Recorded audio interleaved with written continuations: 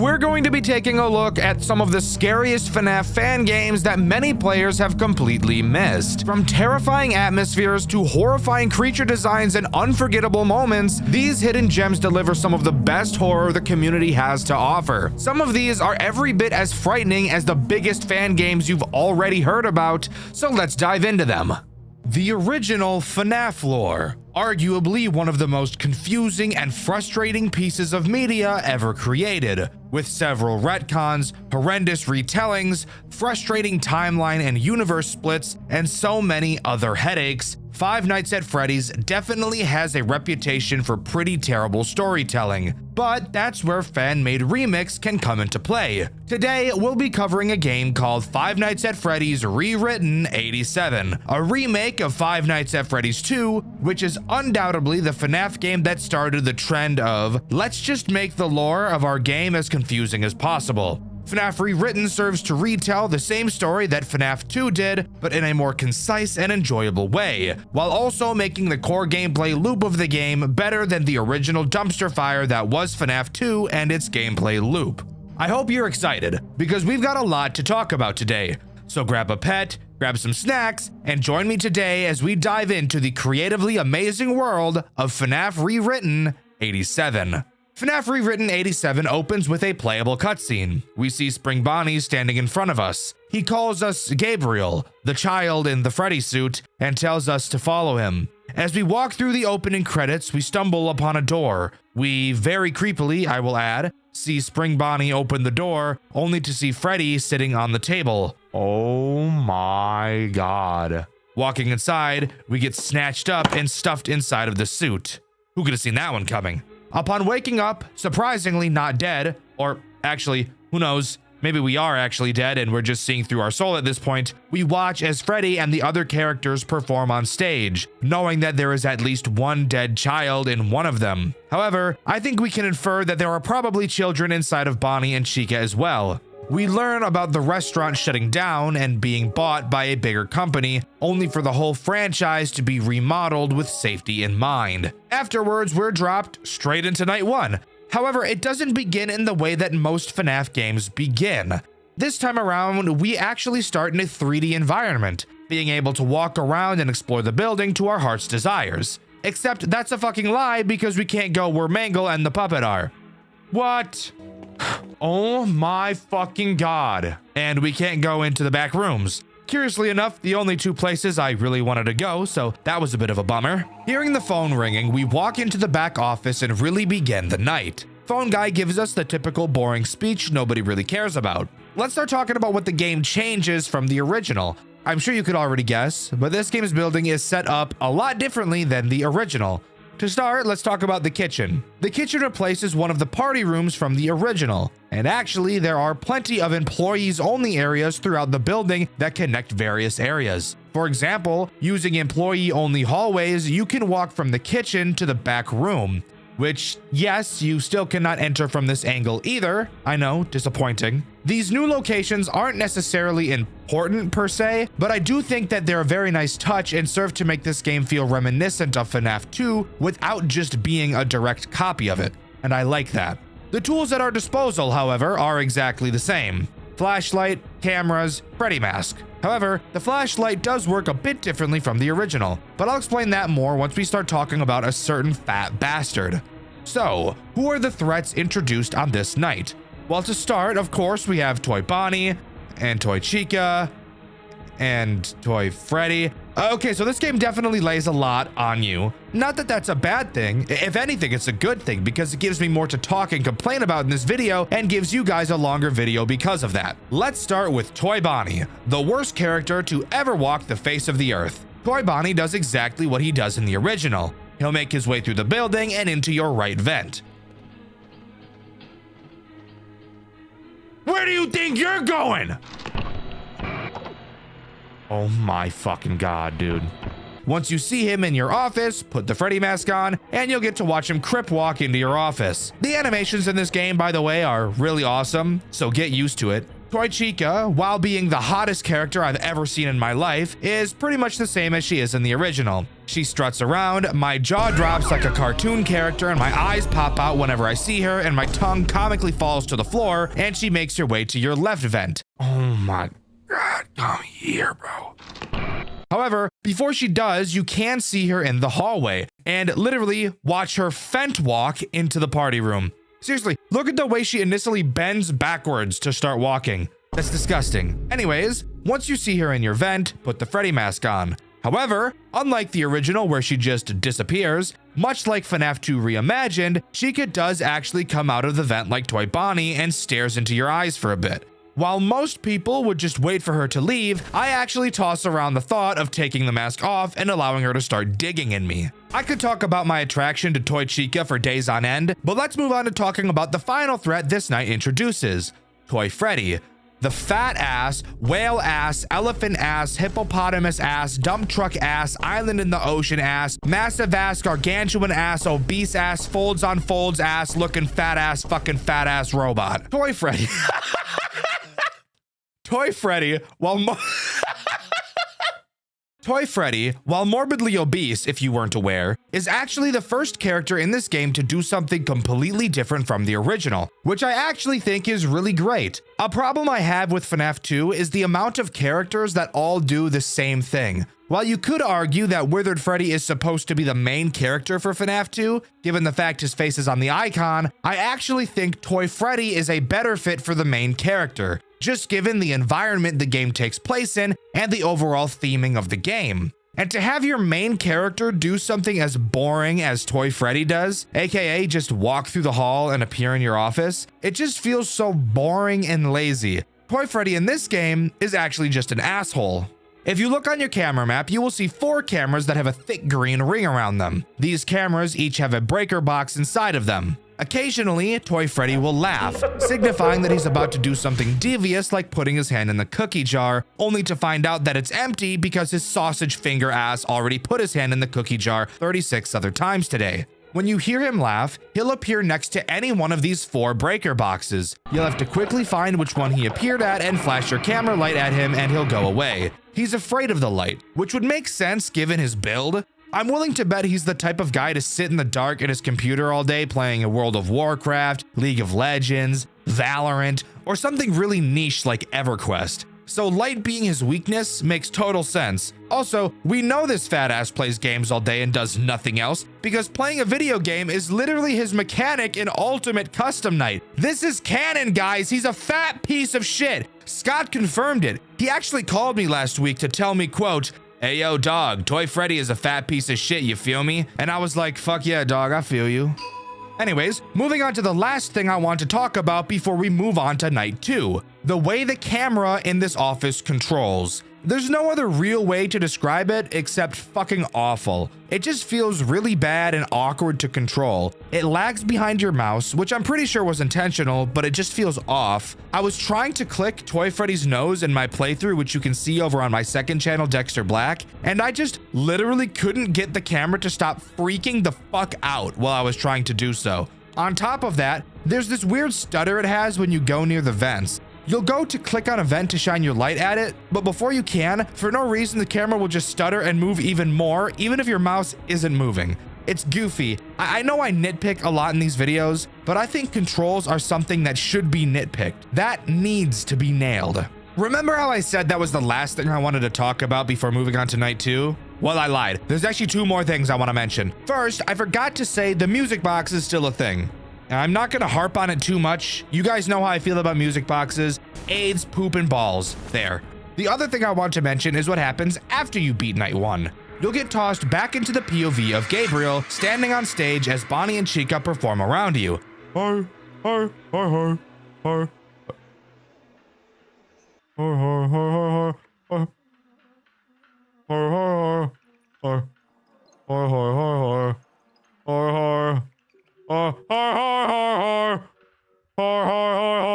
Eventually, they stop performing and just stare at you, which is very uncomfortable, especially Chica. Chica's model in this game is like really fucking gross and uncomfortable to look at, so I didn't like that too much. It looks like she doesn't brush her teeth for a living. Eventually, the puppet appears in front of us, the curtains close, and we're booted into night 2. Night 2 starts by allowing you to walk around the building yet again. However, this time, we're actually allowed to go inside the arcade room. And of course, if you couldn't take a guess, there is an arcade machine that we're able to play. In this minigame, we play as a fucking drill car, which is pretty riz. We have to drive around and pop several balloons across the map. After we're done, an exit door will appear and we can end the minigame. However, if you know anything about FNAF minigames, then you'd know there has to be a secret in here somewhere. And a secret there is.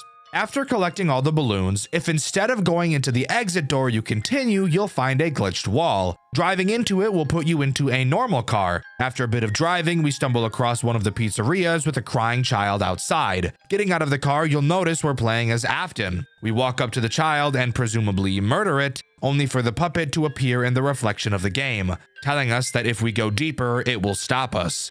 Whatever that means. With that, another exit door appears and we're free to leave and continue the night as usual. After that, there's nothing more to do than walk into the office and talk about what new threats this night introduces. And the first threat we'll talk about is Withered Foxy. Nothing much interesting to say about this guy. He works in the exact same way as the original. He'll appear in your hallway every now and then, and all you have to do is flash him a bunch and he'll go away. One thing I do want to mention about him and why I actually like him in this game more than the original is because you flash him with your mouse, which means my poor little control key won't fucking explode. And actually, because you have to use your mouse to flash Foxy, you can actually spam the hallway a lot faster and make him leave sooner. So that's pretty great.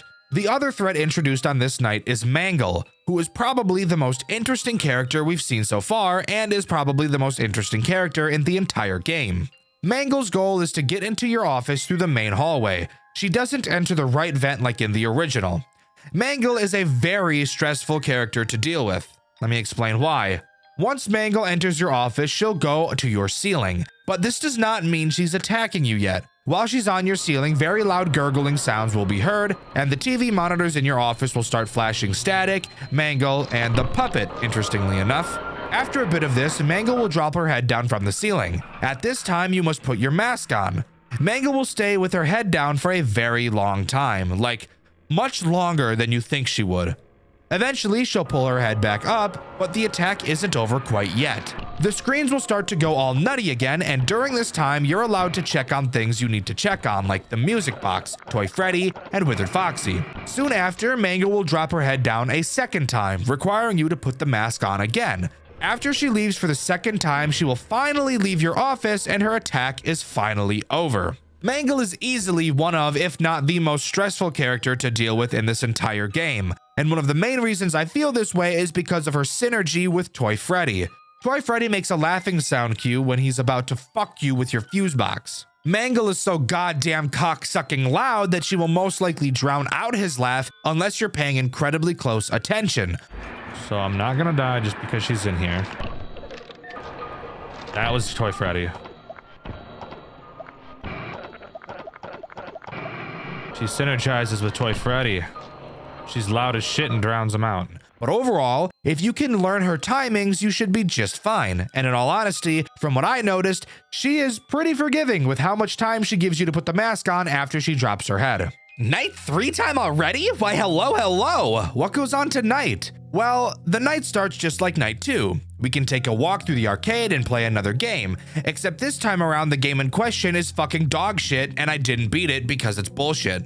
In it, you play as Bonnie collecting balloons. Who cares about that part? At a certain distance into the sky, you'll see the ceiling is glitching. Jumping into it will turn you into Spring Bonnie and the game gets all dark. Ooh, scary. In this section of the game, you need to grab the 5 kids and put them into what I'm going to assume is the back room where they were killed. You have to do it one at a time, which really just makes my dick hurt, but whatever. Every time you collect a child, shadow Bonnies will appear around the map for you to dodge. If you touch them, the floor will disappear and you'll have to climb back up. After you collect 4 kids, however, is when this game gets bullshit. Another shadow Bonnie will spawn. However, this one looks way fucking creepier and will actually follow you. The funny part? Well, this Shadow Bonnie is faster than you in every way and will literally camp your body, making it borderline impossible to make any progress. Seriously, look at what's happening on screen right now and tell me if this looks like any fun at all. Spoiler alert, it's not. I gave up because I was on the verge of sticking a pencil down my urethra and snapping it in half. However, once you deliver the last kid, an exit door will appear, finishing out the minigame. Afterwards, all you have to do is walk to the office and the night section can begin. Phone Guy talks about how the police may have a lead on a missing children's incident. Who cares? I'm glad they're dead. And he also mentions that the animatronics are getting more aggressive. That part I do care about. So let's talk about the 2 new threats this night introduces. Withered Bonnie is introduced on this night, and he's one of the coolest characters in the entire game. Not because of what he actually does, he's just a super menacing character, and I think that's really cool. Withered Bonnie will attack you through the hall rather than the vent like in the original. The animation is insane, get ready for this. When he's in your hall, he will step out in front of your doorway and stare at you. This is easily one of the creepiest things I've ever seen. Then after a bit of time, he'll step into your office, and all you have to do is put the mask on until he goes away. Fucking terrifying. I love it. The other character introduced on this night is my favorite official FNAF animatronic ever designed, Withered Chica. She does, literally, the exact same thing as Withered Bonnie, which I do feel is a little lazy. However, she's so fucking cool and easily the creepiest character in this entire game. Seriously, look at this animation when she's in your office and tell me that's not the creepiest thing you've ever seen. God, I love it so much. But those are the only 2 characters introduced on this night. So far, I do think night 3 is the most boring in terms of what happens. Yes, Mangle is still stressful with Toy Freddy, and I did get the craziest attack combo of all fucking time. You didn't see me. Oh my God. Bitches at every angle. I'm getting railed from every angle. What is this? Hi. You are the most terrifying character in this fucking game. Holy shit. That's badass, dude.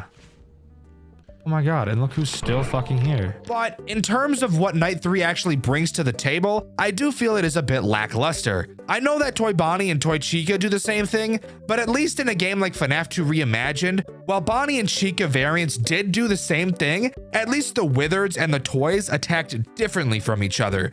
The only thing that's different between the variants this time around is where they come from to get into your office. Night 4.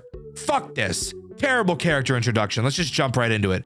To begin, of course, we walk through the arcade and play yet another minigame. That is, unless you're me. Since I didn't complete the bullshit minigame from Night 3, I couldn't play the minigame on Night 4. Had I known that was going to be the case, I would have forced myself to beat Night 3's minigame. But fuck me, I guess I'm locked out of all the minigames for the rest of my playthrough. But what actually happens in this minigame? Well, I'm honestly glad I never did play this minigame because it appears to be just as frustrating as the last. In it, you play as who I think is Mangle. You're tasked with finding 5 balloon boys around the map. Afterwards, you move on to the next round and holy shit! It says there's 20 fucking rounds. I think I'm gonna shoot myself. Luckily for us, actually collecting the balloon boys isn't the real objective. Occasionally, a crying child will appear from the ground, and these are the real characters you want to collect. After collecting your first one, a Shadow Bonnie will appear on the map.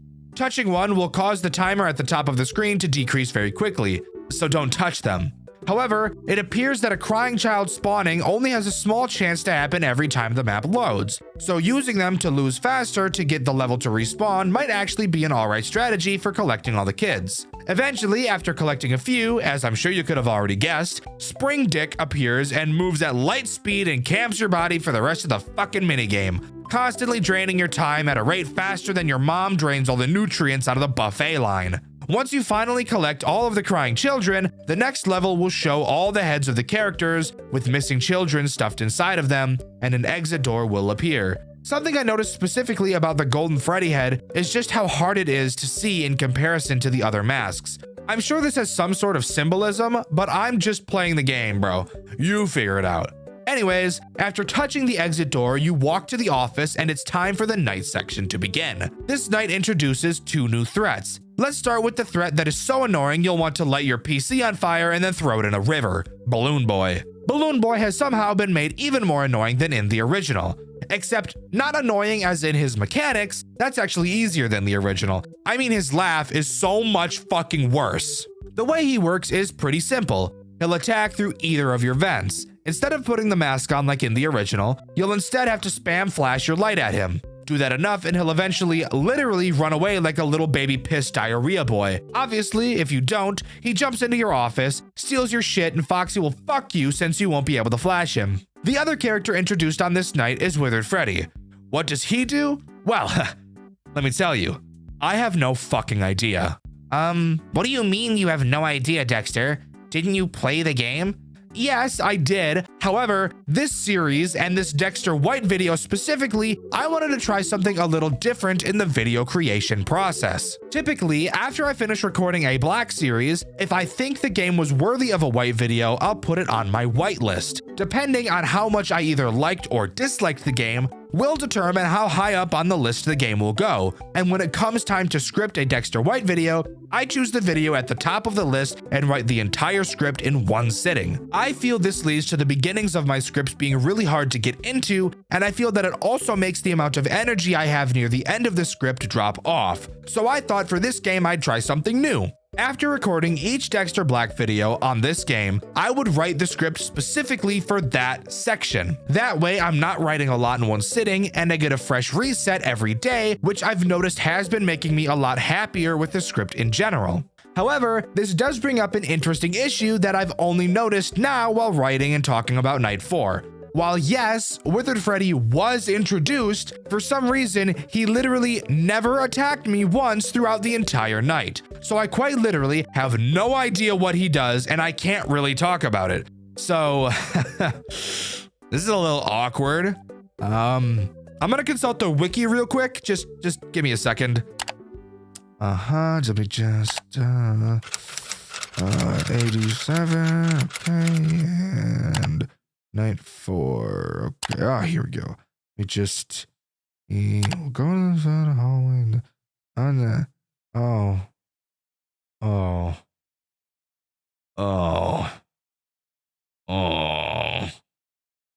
well, fuck. I really thought he was gonna do something cool, but no. He does the exact same thing as Withered Bonnie and Withered Chica. Just walks to your hall and eventually goes into your office where you have to put the mask on. Damn it, I really thought they'd do something interesting with this guy, and it's honestly really disappointing that they didn't. I had Withered Freddy appear in my hall multiple times throughout my Night 4 playthrough. However, never once did he attempt to step into my office. If I had to guess why, I'd say it's probably because when he was in the hallway, every other character at the same time decided to be there or be in my office. Oh my god, fucking party in the hallway! Party in the hallway! Let's just fucking not do this. Party in the fucking office! Hello everybody at the same fucking time. Hi guys, fuck off. Oh boy, oh boy, oh boy. We're at Night 5 already? What a nice, totally calm and non-stressful ride it's been so far, right? Yeah, no, not really, but let's continue. To start, of course, we have another minigame to talk about, and this one is by far the most frustrating and annoying one yet. In it, we play as the puppet, tasked with giving gifts and then giving life, just like the original. However, unlike the original, where the minigame was quick and easy, this minigame is long and painful. You can see several balloons going from side to side across the screen. You can move along the top of the screen as well, and you're supposed to drop down on the crying children to give them their gift. However, you can't touch the balloons or the balloon boys at the bottom of the screen or you will be reset to the top. Can you see where this is going? This minigame relies on luck, and you just fucking waiting for a good opening to drop down. And get this, as it goes on, it gets even worse. Every time you get a gift, a Shadow Bonnie will appear in the balloons. These Shadow Bonnies will move around and literally push the fucking balloons when they touch them, making the waiting for timings part even more fucking annoying. And you have plenty of them in this game. This game can take several minutes depending on your luck. Hell, I wouldn't be surprised if it took someone over 15 minutes to complete this bullshit. After giving the gift to the last kid, the screen goes dark and we're told to give life, putting the character masks on each of the children, with the puppet eerily watching in the background. After giving life, the puppet goes on a 2-decade rant. She gets upset that we keep playing these games, learning what happened to the children, even at its attempts to stop us. She says she has to kill us because apparently us knowing will make them truly die. She says this because obviously she gave them life in the forms of the animatronics. But I'd argue to say that this is a fate even worse than death, Miss fucking Puppet. And I'm willing to bet that freeing the kids and letting them actually die is miles better than having them live in the place where they fucking died for the rest of eternity. So hop off my dick. Before we jump into the next section, there's something I want to mention that I found while roaming around this night. Well, actually 3 things. The first is just how many fucking puppet plushies have been accumulating around the building. Like, there are literally so many of them. The next thing I want to mention is that it was this night that I found you can knock Balloon Boy over, which has probably now become my favorite part of this game. Oh my god, I can knock his stupid ass over. And finally, the real big thing I wanted to talk about is something I found in one of the party rooms. Please, can someone tell me, what the fuck is this thing? There's an endoskeleton you can find in one of the party rooms. I don't know if it's here every night or just this one since I never checked, but tell me, who the fuck is this supposed to be? It never moves and you can't interact with it, but I just thought I'd point this out in case anybody can tell me what the hell this thing is. Anyways, how about we talk about the actual night section now? There's not much to talk about in terms of new threats, but there is something pretty interesting. At the end of the puppet's monologue, she said that tonight would be different than the nights before. She said that we've done a good job stopping her, but not tonight. The puppet gains a new form of attack on this night, and it is so fucking annoying. Remember all those shadow Bonnies that are life-ruining from the minigames? Yeah? Well, now they're in the night segments. Have fun, asshole! They show up on your cameras. Several of them, like a fuck ton of them, will appear. They will block your camera buttons, your flashlight button, and your music box wind button. When you click on one of them, they will go away. But if there's even one of them just barely touching the button with their head, their foot, their hand, even just gently plopping the tip of their dick right on top of one of your buttons, you won't be able to interact with it until you get rid of them. And you better believe that when you hear Toy Freddy's fat ass laugh, your blood pressure is gonna spike to 12K as you try to remove all these little fucking shadow bitches from the camera. Oh my god.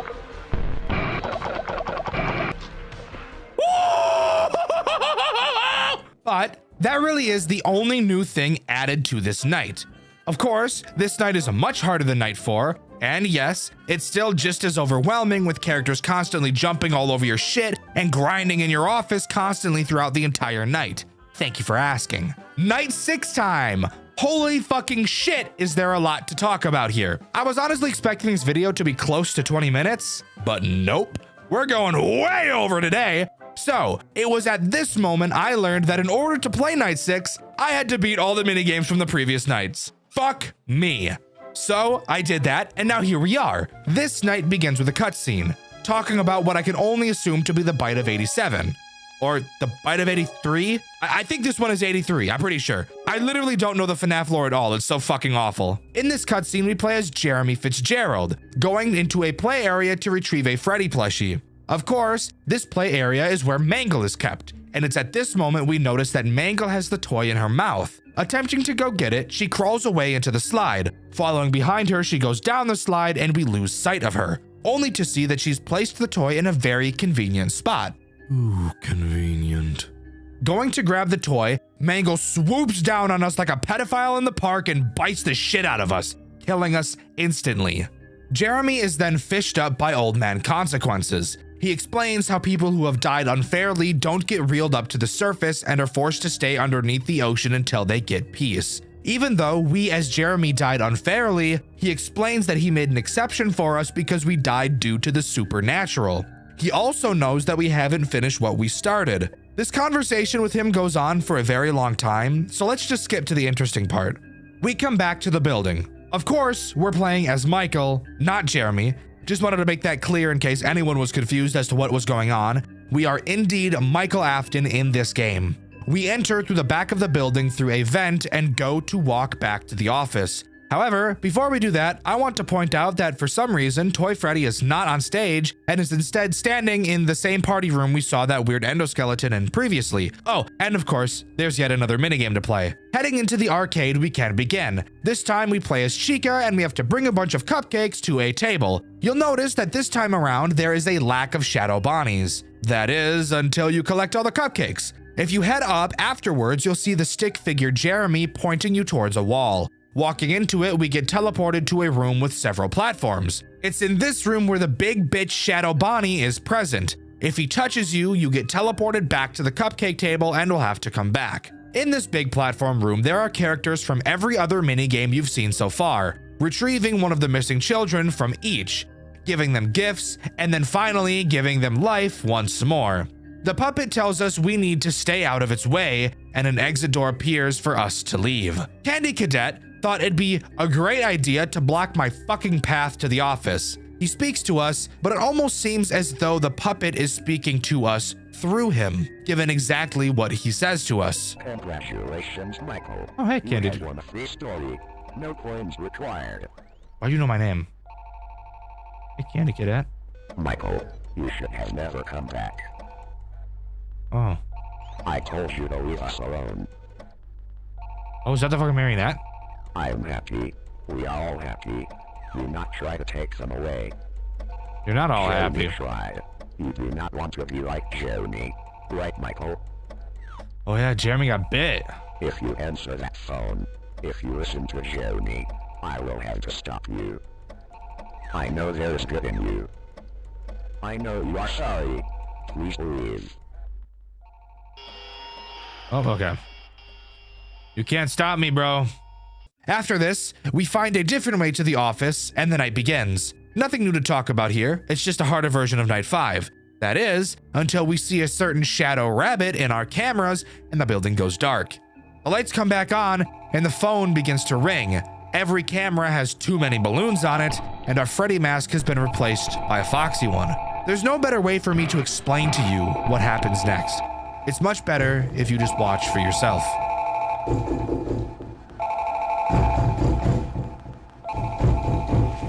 Michael, I know you're good. No, you don't, Michael. Brother is dead, Michael. You killed him. What were you even doing? You really think this is that much? Like the one sick with nothing insulting enough. My son is dead, Michael. People pity you. And those who don't pity me are blaming me. Have you told them I created the little face of my restaurant? So many are going to think I failed. They'll think something's broken or wrong with my work. His machine killed this kid. Did he not prioritize safety? I'm sorry! I didn't account for my idiot son shoving his little brother down its mouth! I need people to know this warhorse thing that caused this. Was no fault of mine. You are almost an adult. You deserve to take full accountability for this. All of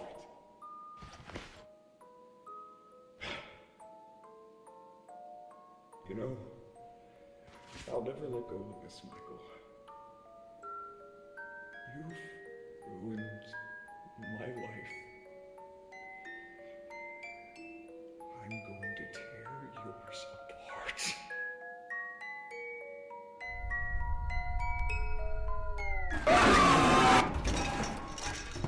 So, Michael has an episode, and Mangle is able to slip into the office and attack him. But hold up. What if I told you Mangle didn't get him? Michael comes to. He survived by jumping into one of the vents. Now it's time for us to make our grand escape. We crawl through the vents into the kitchen where we see withered Chica. Fucking terrifying, by the way. Sneaking around her, we enter the hallway and a chase with Withered Freddy begins, Withered Bonnie following close behind as well. We run through the back room, interestingly seeing that weird endoskeleton from before, but we don't really have time to focus on that. We close the door to the back room, but it's not long before Withered Foxy starts to chase us as well. Getting into the main party room, a sign falls and blocks Foxy from being able to get us. We try to run to the exit, only for 2 balloon boys to block the way. Before we can think of what to do, the puppet jumps out of her box and yet another chase occurs. Choosing to run to the emergency exit, Toy Freddy blocks our path. Running back into the main hallways, Toy Bonnie and Chica spot us and the chase continues. Running down the hall, Mangle falls from the ceiling as we make a sharp left into the arcade room. Exiting, Toy Freddy greets us on the other side and we make it to the exit. Fenced off, we seemingly have nowhere to go. Hearing the puppet pounding on the door behind us, we jump behind some pizza boxes to hide. As the puppet breaks her way outside, the sound of police sirens can be heard as the puppet cowers and hides before she can be seen. We look down at the logbook we took, previously owned by Jeremy, and Five Nights at Freddy's Rewritten 87 comes to a close. While yes, this is where the main story ends, there's still something super interesting I want to talk about, and that is this game's extras menu, which actually isn't even a menu. It's basically just a 3D environment you can roam around and explore. The reason I want to talk about it, well, you can re-enter the pizzeria to explore, and around it you can find several Faz tokens. Using these tokens, you can go to the arcade room and have Candy Cadet tell you a story. The story he tells consists of an infamous cave in the woods that everybody is afraid to enter. One day, a child stumbles upon it, and a beast convinces him to go inside the cave with him. The child never exits the cave. Several children entered the cave and never returned. A sorcerer found the cave with the children and banished the beast from inside, locking all the children in the cave with a seal, keeping them safe inside from the beast that trapped them there. The children had the desire to leave, but the sorcerer couldn't let them without breaking the seal and letting the beast back inside. If it wasn't obvious, this story is obviously a metaphor for the missing children's incident. The cave is Freddy's, the beast is William, and the sorcerer is the puppet. This little extra thing you can do with Candy Cadet is honestly super fun, and I think it's such a unique thing to add to an extras menu. Finding these tokens and discovering this story is such a fun experience, and you can see me do it over on my second channel, Dxtr Black. But with that, as far as I'm aware, that is all FNAF Rewritten 87 has to offer. Overall, I think this game is nothing short of a masterpiece. It does a great job at making FNAF 2 feel like the overwhelming game Scott originally wanted it to be. The way the story is told is incredible, the graphics and animations are phenomenal, I love the character redesigns, and I really enjoy the mechanical changes where there were some. I would highly recommend you give this game a try, you will not regret it. But let me know what you think. Do you agree with me, or do you think this game is just another sloppy FNAF 2 remake that the community didn't need? Let me know in the comments below. In my After Hours at Cody's video, I asked you guys what FNAF games you were looking forward to in 2026, and my favorite answer was this one by Mecha Paul. They said the Joy of Creation remake, and I agree. That's a game that's been anticipated for so long, I really hope it can live up to the hype. What do you think is the most overused and bloated genre in the FNAF community? I know that might seem like a weird question, but in recent years, I really think I've come up with a really good answer to it. Just something that you see in FNAF games that has become sickening to see. Maybe you think the ransomware trend has run its course and needs a break for a while. Maybe you think boss fight nights have been done to death and we need something new. Or maybe it's something else entirely. Well, for me personally, I think every other FNAF game being about Fredbear has been done so much and I just really need a break. However, as I'm sure you could have guessed from me bringing this up, that is the type of game we'll be talking about today. And no, unfortunately for you, it isn't Fredbear game number 998433, so if you were hoping for that today, I apologize. But stick around because I think you'll really like this one too. Maybe. The game we'll be talking about today is called Welcome to Fredbears, and I'm willing to bet that even if you've seen this game before, you might not know which one it is just from me talking about it, since all of the titles of the Fredbears games are pretty much exactly the same. I would explain what the game is about, but that's what the entire video is, so just strap in, try the Big Mac meal for the first time, and let's get right into Welcome to Fredbears. Welcome to Fredbears starts with an opening cutscene. In this game, we actually play as William, which I think is pretty cool. We get a call call from an unknown number, and the man on the other end explains that he works at a storage facility in Utah. I personally didn't even know anybody actually lived in Utah. I thought that was just like some fairy tale place, but hey, I guess you learn something new every day. Hello? Hello? Am I speaking to William Afton? Yes, and you are? I'm calling you on behalf of the Storage and Rental of Utah. Unfortunately, we have gone out of business, and we're accordingly emptying out all of our storage units, except for yours due to the excessive amount of items in your units. So please come to the storage facility at your earliest convenience, or you will be fined. If possible, tonight.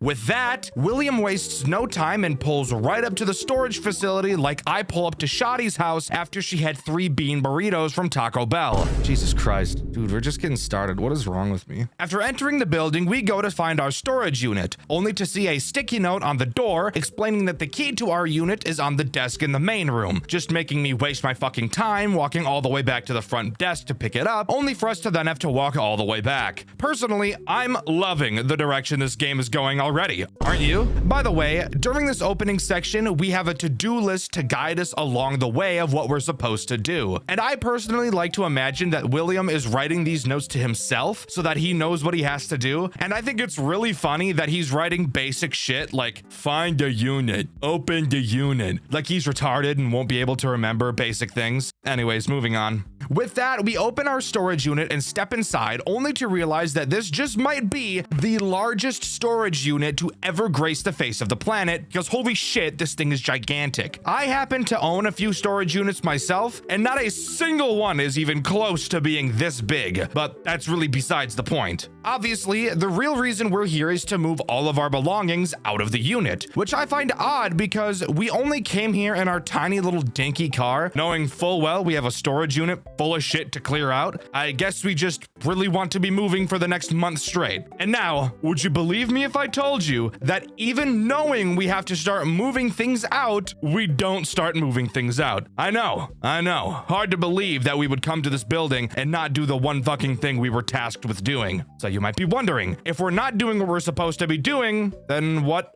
are we doing? Oh shit! Oh shit! Motherfucker old as shit! Look at the motherfucking glasses on that bitch! Dang, a fat motherfucker right here got a big old pot belly on that big boy. Fuck.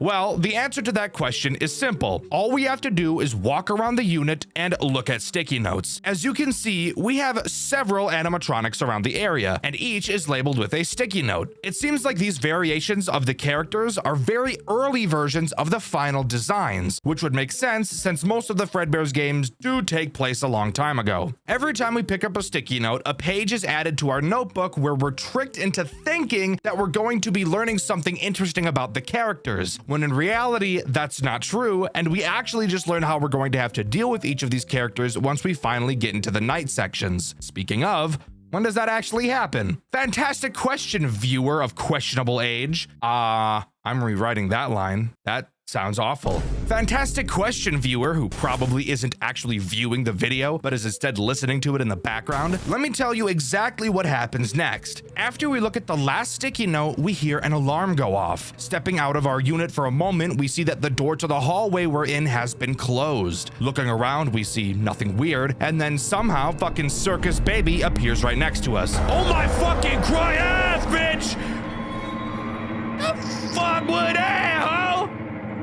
Who the hell was that? What the fuck baby bitch doing in here? Tall as fuck, tall glass of water looking ass. No, seriously, where the fuck did she come from? We look in both directions and see nothing, and then somehow she's right next to us. Tell me how that makes any sense at all. Anyways, we have to do a short QuickTime event to get away from baby and then run to the security office. Now pause. Why the fuck do we have a security office inside of our storage unit? It's not like the security office is to the entire building. No, it's actually specifically inside of our unit. Tell me how that makes any sense at all. Oh yeah, it doesn't. After making our way into the office, we see Baby walk up to the window where we learn the first mechanic of this game. Throughout the night, Baby will approach our window. When she does, all we have to do is shut the power to the office off so that she can't see us, and eventually she'll leave. She will do this several times. It's also just scripted here at this moment. Throughout the game, we'll be able to pull out our notebook and read about the animatronics we took notes on, which will soon be attacking us. Something I chose not to do during my playthrough, which you can see over on my second channel, Dxtr Black. I instead chose to trial and error things for minutes on end because I forgot that I could look at this notebook. It's also in this notebook where we can see William live writing his thoughts instead of defending himself. This game is split into hours rather than nights,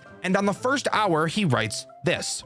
Building power. It seems like the power in the building is out, except for this security office. The computer seems to be working. I can probably use it to get the power in the building up and running again. Until then, I'll just have to survive. And with that, we're thrown into the first hour of the game, and this video can finally start sounding like all of my other videos. To start, let's go over the office and the tools at our disposal. During the free roam section, we picked up a flashlight, and we still have that now. We can flash this light, which is exactly how a flashlight works, so I don't know why I told you that. To our left, we have the door to this tiny room. It can be toggled and thankfully has no power system. You will see how I abuse this game's kindness with this mechanic a bit later. And finally, to our right, we have the second threat this game introduces, which I guess I'll talk about right now since he's literally right in our office. This is Fredbear. You might be thinking, wait a minute, isn't Fredbear one of the characters that we saw out in the storage area? And you would be right in saying that. However, this is also Fredbear. It's just another one because why make a new character when we could just fucking not, right? Yay, creativity!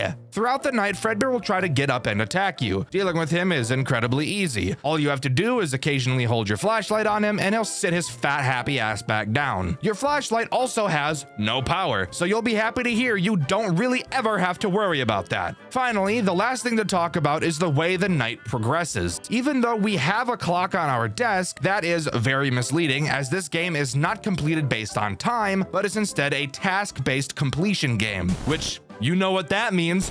No actual task, and it's just waiting with extra steps. Also on our desk is a computer. Turning on the computer will show two things that we have to reboot, the ventilation and the power. When you click on them, they will slowly start to reboot. And once both of them are rebooted, then the hour will be over. Very boring, but sure, whatever, I guess. Something I want to mention about Baby, since it actually makes sense to mention it now, is what happens when you turn the power off to deal with her. Well, that's very simple. Not only does your door open if it was closed, but of course your computer will turn off as well and progress to rebooting will be paused. Now, that's not a problem at all, but what is a problem is the embarrassing amount of times I forgot to turn the computer back on, leading to the night taking way fucking longer than it ever needed to. So, even though Baby did follow us to the room this night, she surprisingly isn't actually active at this point in time. Who is active, however, is Fredbear. No, not the Fredbear in our office. Well, yes, he is active too. I'm talking about the other Fredbear, the one that we saw a bit earlier. In hour one, we're attacked by two Fredbears at the same time. Talk about the worst double penetration of your life. This is a train you never want to ride on. Fredbear 2, as I will be calling him from now on, will be present outside of your door. Slowly throughout the hour, he will creep closer and closer to your office like Jared Fogle used to creep closer to playgrounds in broad daylight. All you have to do is literally the exact same thing as the Fredbear in our office. Occasionally flash your light through the doorway to scare him away. So as long as you're doing that semi-frequently, you'll be fine. And you'll be doing it a lot because this is what the gameplay looks like all the time. All I know is DDF, AAF, DDF, AAF. That's all I know. But yeah, that's all this first hour has to offer, except you'll be excited to hear that this game actually has some post-night minigames that are just as mind-numbing as the actual nights. Aren't you just so fucking excited? I know I am! After the reboot is up, obviously the power goes out since it's all rebooting. During this time, we need to turn around and replace 3 fuses in the generator so that the reboot can be completed. Doing this is very easy, but very time-consuming. You will have to very slowly unscrew 6 different screws to get the fuses out. Each screw will take about 30 fucking seconds to undo, so be prepared to be here for the next 8 years. I'm not very good at math. After all of the screws are out, you have to remove the 3 fuses, grab 3 more from a box on your right, and replace them, then re-screw the goddamn screws. Are you fucking kidding me? Holy shit. Of course, It's not just that easy. Everybody knew it wasn't going to be that easy. During this minigame, you're armed with a lighter. What happened to your flashlight? I literally have no idea. It's not tied to power, so I don't see why we couldn't use it, aside from the fact that the dev thought using a lighter during this section would just be more creepy. Who really knows? Both Fredbear and Bonnie will be coming for your cheeks during this section. However, you'll notice that it's really only ever Fredbear that's a problem, and you'll understand why once I explain how they work. You will have to listen very closely since they both are pretty quiet. Fredbear will attack from your left and Bonnie will attack from your right. When you hear Fredbear moving, all you have to do is turn left and hold your lighter in his face until he sits back down. Something about this lighter though is that it doesn't always light up properly on the first go, so you'll have to flick it quite a few times, which I will admit is pretty nerve-wracking and is pretty fucking cool. I'll explain Bonnie a bit later since the chances of him attacking you during this section are pretty much zero. So for now, let's finish up the fuses and reboot the power and start on the next hour. Something I do actually like about this game is how it really feels like it's one constant night throughout. After you finish the fuse, you turn back around and the next hour continues right there. It's just a simple detail, but a lot of the time it's the simple details I like the most. This hour does introduce someone new who is really just a copycat of a character we've talked about already. You know, recently, as I've been looking for games, I've been going back on older games I've played on Dxtr Black and wondering why I've never made videos about them. Now that I've finally been starting to do that, it's pretty obvious to me why I haven't. A lot of the FNAF games I've played really just don't have a lot to talk about, and I don't want my videos to be under 20 minutes. That's why a lot of the time in these newer Dxtr White videos, you'll hear me go on retarded tangents more often. I don't want you guys to have a 10-minute video to watch. Anyways, moving on. The new character introduced on this night is Bonnie. Hey, awesome, we were just talking about you. Now, technically, this character is Spring Bonnie. However, the sticky note calls him Bonnie, so I'm going to be calling him Bonnie too, since that takes a lot less time to type. And I have a pounding migraine right now. I want to get this script writing section of the video's pipeline done as fast as I possibly can. Bonnie is pretty much just baby, and by pretty much, I mean he literally is. Bonnie will occasionally walk up to the window in front of you. When he does, all you have to do is turn the power off until you hear him knock on the glass, and then a few seconds later, you'll be able to turn the power back on again. And for the love of fuck, do not forget to turn your computer back on like I did. Holy shit. I wonder how many more times I'm gonna forget to turn that thing on and just absolutely just fucking ream myself. Anyways, now we can move on to talking about the post-hour minigame. Hooray! You may be wondering what there even is to talk about here since it's going to be the same thing every single time. And that's a very good question. But worry not, I have an answer for you. On this hour is when Bonnie will finally be here in this reboot section. However, he's also joined by the other Fredbear. Fredbear 2 works the exact same as Fredbear 1, except he attacks the opposite side. Same shit, different day with him. Just turn your lighter on and he'll go away. Bonnie, however, is a bit different and is literally completely useless as a character during this section. He will only ever attack your right side, and he has a different sound cue that plays from Fredbear 2. The difference between the sound cues is incredibly noticeable, so you will literally never mess them up and confuse the two. When Bonnie attacks, all you have to do is not turn the lighter on,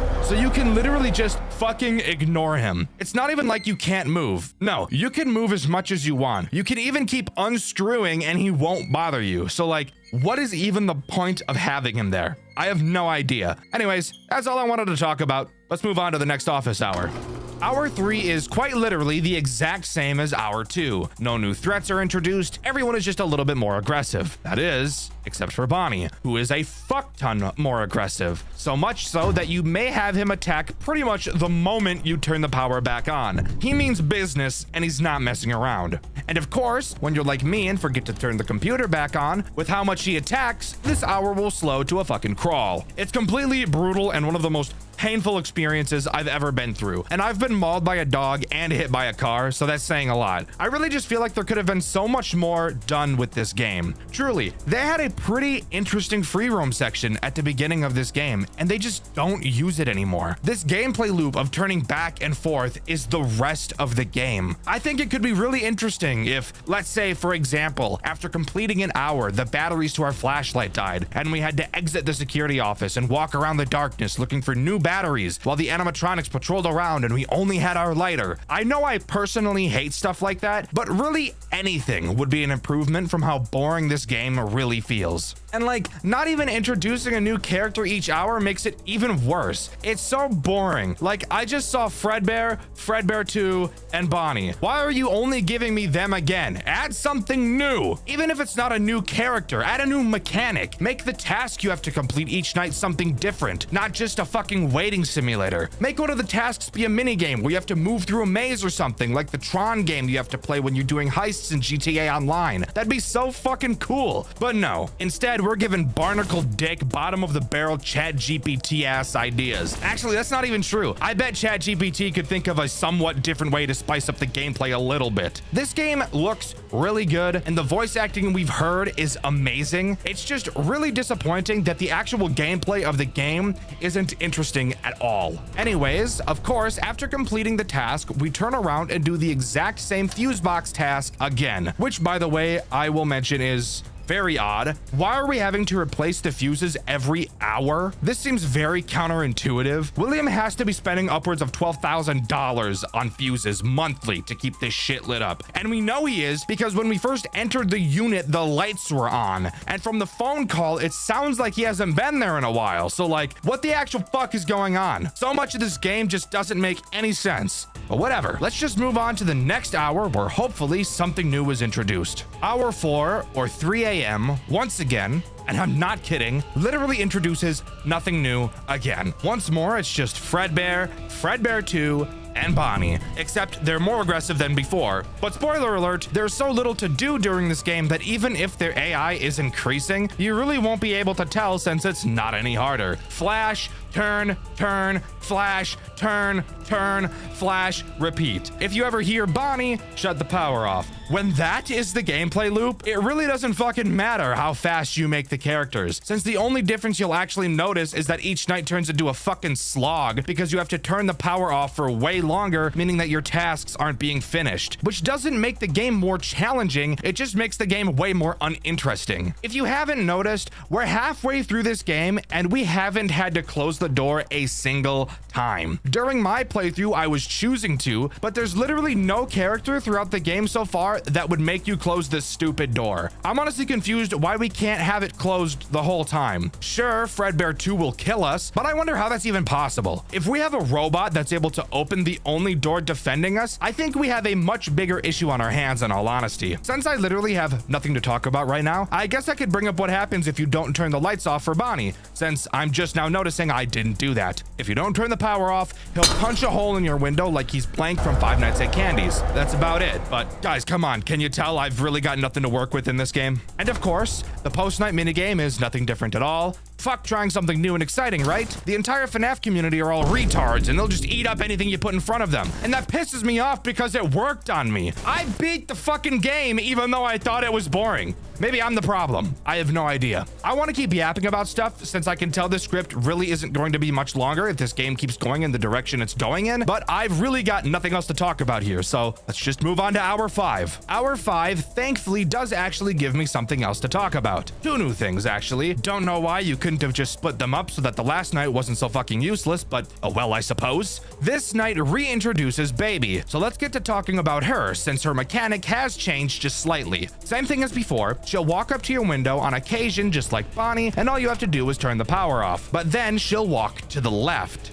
This signals that she's about to attack your door, so you'll need to close it. Now you might be thinking, how are you going to be able to turn the power back on and close the door by the time Baby is able to get over to it? Well, come on in real close because that's a really good question. And luckily I do have an answer. You're just not really gonna like it. You can actually close the door while the power is out. Yes, I'm serious. I lied before. There's just so many goddamn problems here. I don't even know where to start. What do you mean the door can close while there's no power? It's a mechanical door. It needs power. What is this bullshit? Name one other FNAF game with a closable mechanical door that can be closed while there's no power. I'll wait.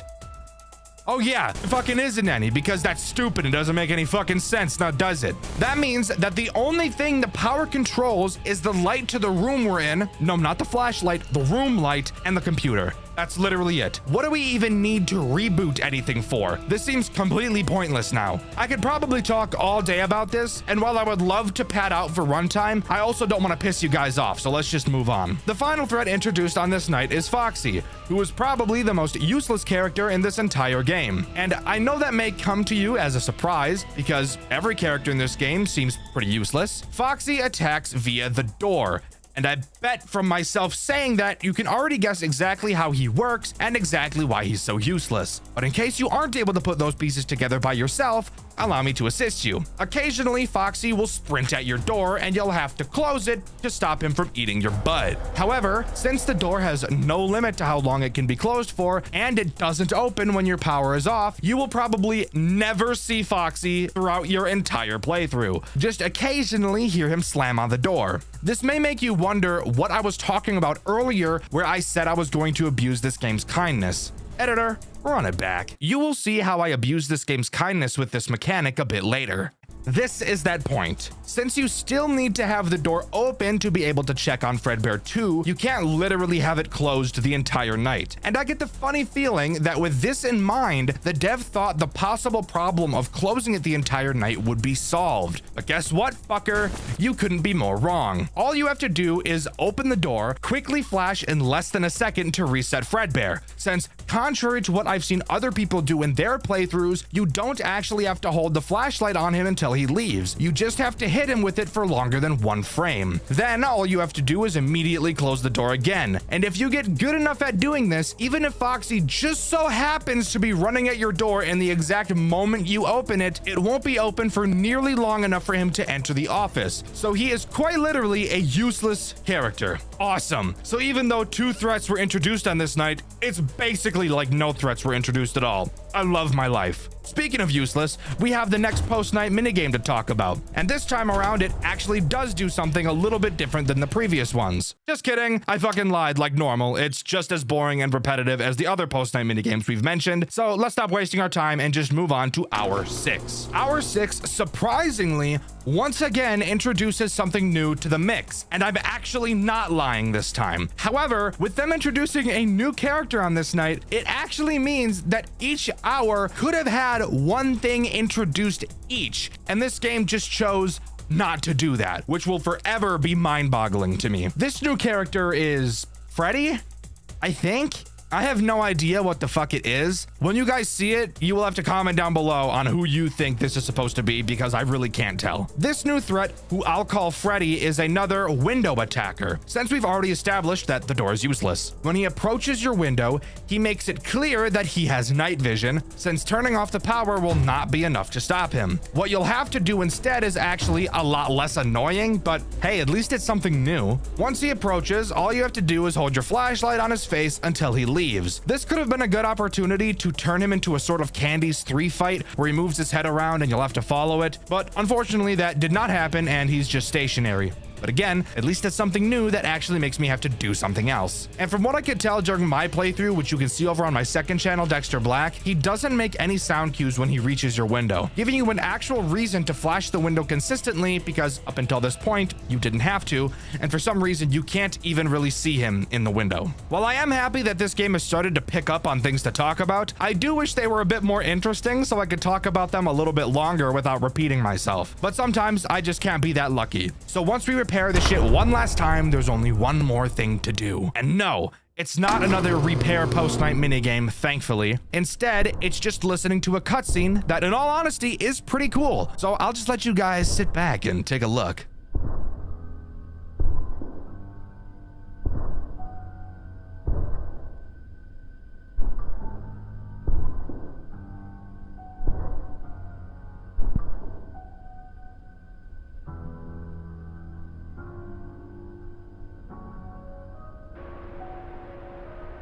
Hello, William. It's me. You still recognize me, don't you? Well, you should, I suppose. After all, it was you who left me like this. Why didn't you do anything? Scared of getting the blame. Now standing here, 17 years later, all the blame falls on you. 17 years, William.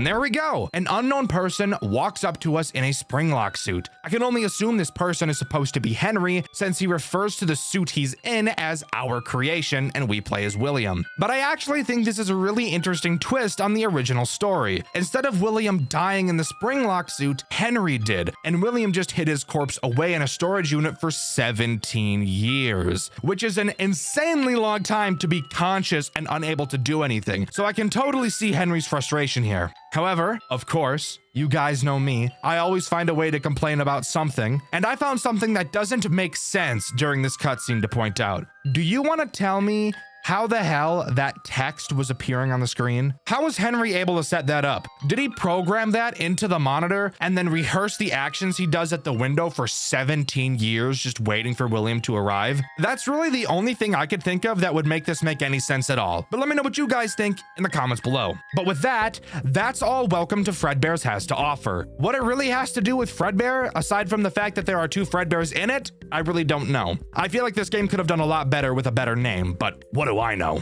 Overall, I think Welcome to Fredbear's looks wonderful and has some nasty and awesome character designs. However, the gameplay loop is just so unfulfilling, boring, and headache-inducing from all of the whiplash that I really just couldn't enjoy it fully. And while I do think that the final cutscene is pretty cool, and I like the way this game changed the original story, I don't quite think that's enough to warrant me recommending this game to people who are looking for an interesting FNAF experience. But let me know what you think. Do you agree with me, or do you think this is actually one of the coolest FNAF games of all time? Let me know in the comments below. In my Jackie's Forest video, I asked you guys what your favorite hidden gem FNAF game was and why, and my favorite answer was this one by Fish and Chips 123. They said Five Nights at Homer's, and that's a game I don't hear about all too often. I fully intend on covering it at some point in the future. However, I also know that it's incredibly difficult, and that's why I haven't done it quite yet. If there's one thing about the Five Nights at Freddy's lore that I never liked, it was the fact that the games expected you to be able to connect the dots of the story, even though Scott Cawthon himself admitted that he never really knew where it was going. And it's because of that we have a game series with a lore so broken and confusing that nobody really knows what's going on. However, some fan game devs like to take it upon themselves to connect those dots for us and throw their own unique spin on the games. And the game we'll be talking about today is no different. The game we're going to be looking at is called Five Nights at Freddy's: The Flip Side, and I honestly feel like it explains some of the official game's lore's biggest plot holes perfectly, while also offering an incredibly fun gameplay loop. Grab a snack and get ready as we dive into the world of FNAF: The Flip Side.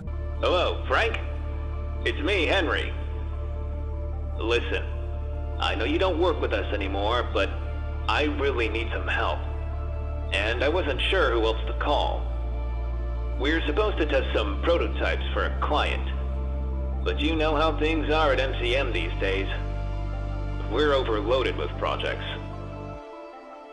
If you're available, could you come to Fredbear's? The testing will take place there. I'll make sure they leave the front door open for you. Once you get there, give me a call. There should be a phone in the storage room. Oh, and before you ask, yes, I'll make sure you'll be paid handsomely for this. All right, Frank. I'll be waiting for you. So there we go. We've got our motive for almost dying for the next 6 nights, and FNAF The Flip Side finally begins. There was a lot of hype for this game, so I'm ready to get right into it. We open to a free roam section of the game where we're free to wander around pretty much the entire building we're about to sit our hairy, smelly, sweaty, unwashed rumps in for the next 6 days. If we walk into the backstage area, we'll get access to something this game calls the Hand. This can be used to listen to audio logs that get added every night, so we should make sure we're always going to check on them. The audio log on night 1 goes as follows. Come on, turn on. Oh my god. Finally. This is the 5th time I've been called out here. Last week we got these new hand terminals from MCM. William had me install one backstage. I told him very clearly that thing pulls nearly 80% load if it's not on a dedicated circuit. Did we upgrade the wiring? No. Now the diner loses power 10 times a day and somehow it's my fault. They keep telling me to replace the diodes in the fuse box. It's not the damn diodes. But he won't listen. He never listens. He just keeps telling me to fix it. You can't fix stupidity, William. It's feeling the exact same way it's supposed to. Yeah, that's it. End log. I'm on the same page as Daniel here. This is the exact type of bullshit you would expect a stupid, out-of-touch old boss to say to you. Moving on, there are also some collectibles we're told to find. If you couldn't guess, these are needed for the true ending of the game, so make sure you're picking them up unless you want the bad ending for some reason. I would tell you where these bobbleheads are located, however, it seems to be completely random. There was one time it was on the stage, but apparently that was just a bug and it wasn't supposed to happen. So I really have no idea. Just go find them. There's no threats during these sections, so you can take all the time you need. All right, with that out of the way, we can finally jump right into the night sections. And what's a better thing to start talking about aside from the tools at our disposal, like I also like to do at the beginning of these videos? I'm just gonna talk about the camera system because that's literally all that's relevant on this night. It's a camera system, that's really it. The buttons are on the right side of the screen instead of being on a map, so that's pretty cool, I suppose. And on one of the cameras, you can see a window to the street where you can actually watch cars pass by, which I do think is super cool. Really puts you into the immersion that, yes, this is a real place and there are people around. It's a really good way of making you feel more alone, knowing there are people outside of the building who could help you, yet nobody is going to. It's a super creepy thing to think about. If we look at the stage, we can see that the animatronics seem to be characters you can see in the final section of Secret of the Mimic, which I do think is actually super cool. I have yet to see a game that uses those specific characters together, so this could be fun. Oh yeah, I should also probably mention that this game is made by Toaster Dev, the same guy that made FNAF Legacy, and it was also worked on a bunch by Weirdo Speed, another very popular FNAF YouTuber and game dev, so you already know this game is about to be crazy. Now, moving on to the first threat this game and night introduces, that being Fredbear 2.0. I'm just gonna call him Fredbear since that's a lot less typing. Fredbear does not have a lot of places to go before reaching your office. He starts in camera 6 before moving to camera 8, -1. No, I'm not saying it. Fuck you. Then he goes to camera 5, which if you're not looking at your camera while he goes from 7 to 5, you can actually see him walking across the doorway to your office, which is just so fucking cool. I love it when games do shit like this. Holy fuck, I'm gonna skeet everywhere. Anyways, from there he will walk back across the doorway and appear to the left of you. From here, you will enter a quick time minigame that you will need to complete to save your life. This is explained as like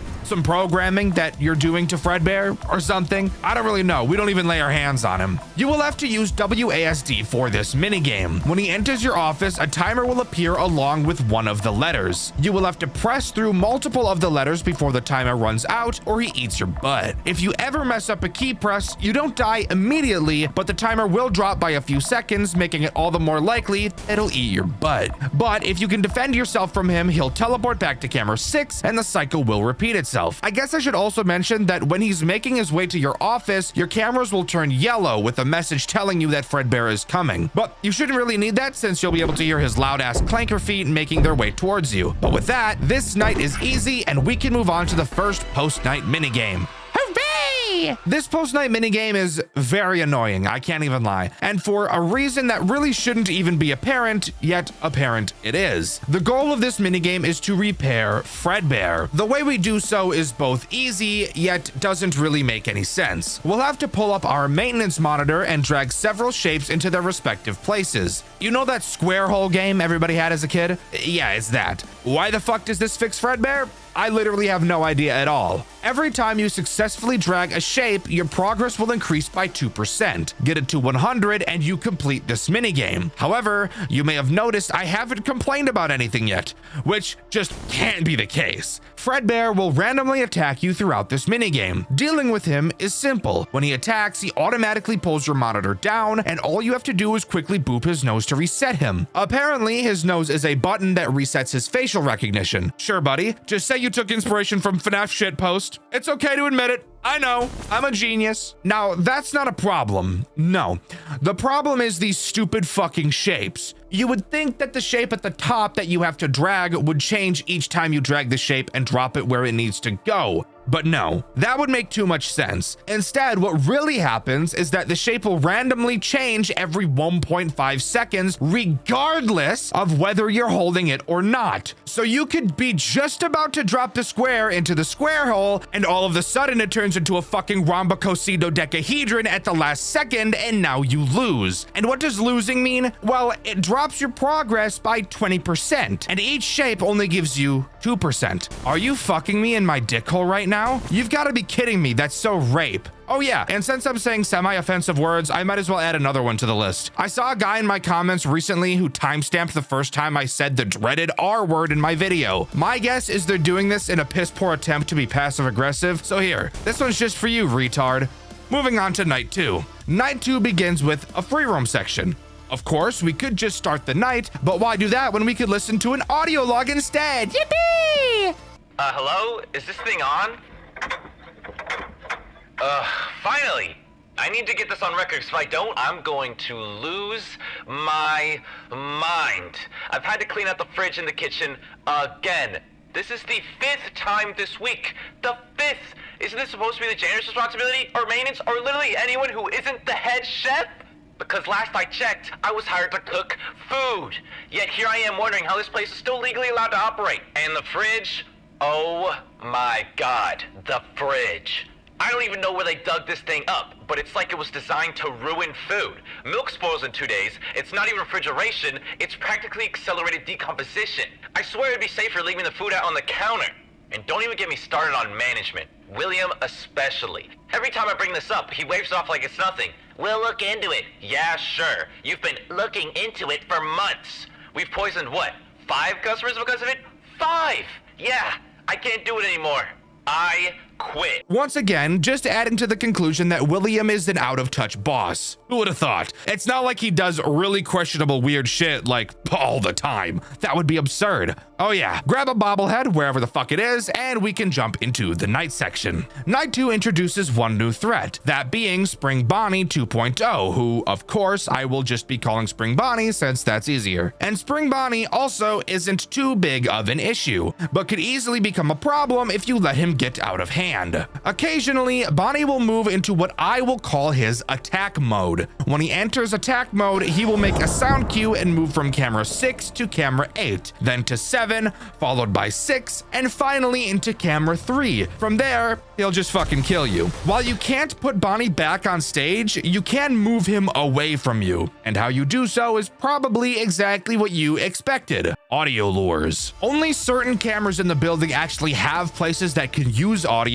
and thankfully, unlike most games that have audio lures, this one doesn't have a certain amount, and you can spam them as much as you'd like. As you would expect, drag Bonnie around the cameras with this audio lure to prevent him from going cave diving in your ass and mining the rock hard diamond crusty shit trapped between your buns because you don't wipe properly. And he really shouldn't be a problem. Again, you can't get him back on stage, but you can pretty easily keep him in camera 8. But yeah, that's about it. Nothing else new is added on this night, and Bonnie doesn't add too much of an issue in combination with Freddy. However, there is one more thing I want to mention before moving on. At 5 a.m. every night, the AI of all active animatronics will increase. Just a fun way of saying fuck you in the last minute of the night.